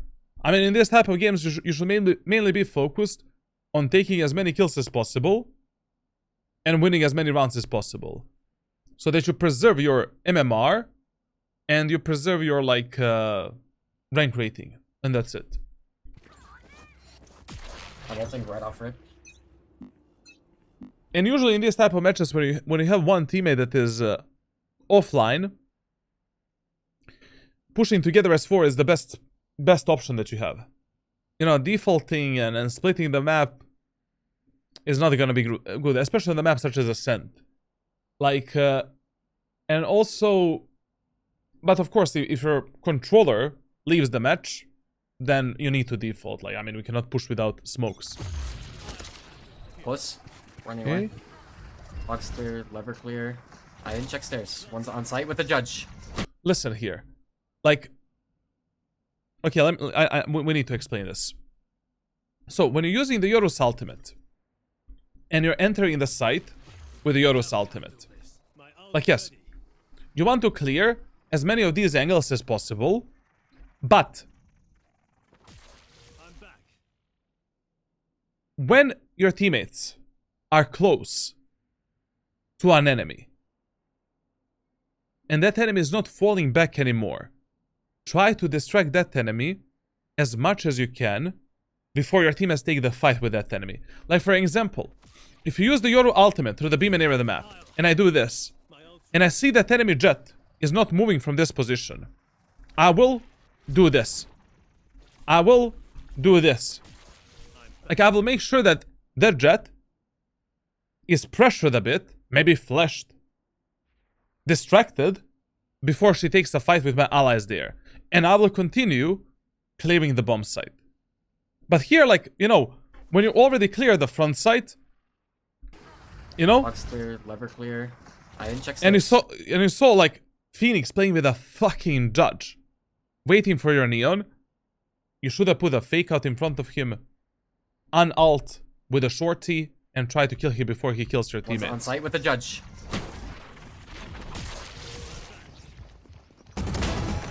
Sorry, I didn't know you had a judge. Why do you keep aiming? And also, it's like, I mean, you're making a, you know, same mistake that I usually make with Yoru. Like, whenever you're using your Yoru's ultimate, always send, you know, put your teleport back I'll return. in main area of the map. So that if you end up in some kind of a fucked up scenario, where you fight like 1, 2, 3, 4, 5 enemies in the same moment of time, after you fight one enemy or you end up in some bad position, you can always relocate yourself. And anyways, I'll handle if you have 2 teleports, ready. you can always cancel this teleport in the main area of the map and then position, you know, a second teleport for something else, if you see a better opportunity to outplay the enemies. Main like that with a fucking, or B main like that with a... Here right now, like with this 31 HP, you need to heavily fight with your flashes. And we should be playing mega aggro towards our Clove. Because if the Clove died, this round is over. Like, you always want to play postplans as aggressive as your teammates are playing. Your most aggressive teammates are playing. Like here, you playing at the backside is a suicide. They have the Sova darts. Probably Sova has the Odin to spam you. They have the breach stun, breach aftershock. Like, if Clove dies, the round is over. Like, you needed to play this round, this post plant from the speedway to support that Clove. Like, usually when your ally is stuck here, you want to play here. And then on the contact, you're peeking the enemies. Also, we can do some, you know, flash behind us to peek the enemies, to support our Clove, to kill the enemies. Like, we cannot sell this guy for nothing. And instead of using this teleport, we should have done basically the TP at the boathouse. And now we play here on the contact with enemies and Clove. Also, if enemies are pushing through CT, we can use the one-way flash there. You know. This is over. TP. And also that teleport here, like, you know. How do you plan to sneak your teleport through the CT when enemies are going for a retake through CT? Do it again. Like, you should have been playing where Cypher was playing right now, instead of trying to do whatever the fuck we're doing here. Even you playing with the Cypher there would be amazing. You know, Cypher is going for a peek. We can do this flash to flash the enemies in the CT while Cypher is peeking out. Enemies there. Or we can simply use just a default, you know, flash above us while Cypher is peeking the enemies in the market. Then we peek together with a Cypher. Enemies are pushing through CT. Pixel flash. Take another kill. But like, playing this passively with 31 HP when both of your teammates are playing aggro, what are we planning to do?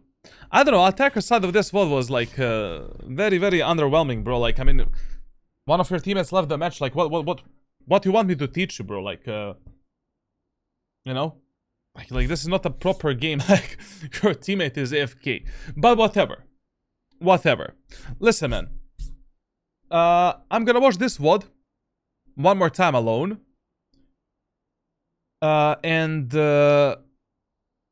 I will tomorrow give you some kind of a training for all of the problems that we laid out on a defender side. You know, generally the problems that you have in your gameplay. You will get around like 4 or 5 hours of private coaching videos, some kind of a training to fix your problems, especially your map awareness, which is terrible on both attackers and defenders side, and team play. And when it comes to aim training, we'll see. We'll see, like, if I can find anything for you, but probably yes. Okay. I don't know. There's nothing else to say. Like, literally, this attacker side was like, I mean, mega underwhelming. Like, what can I speak about, essentially?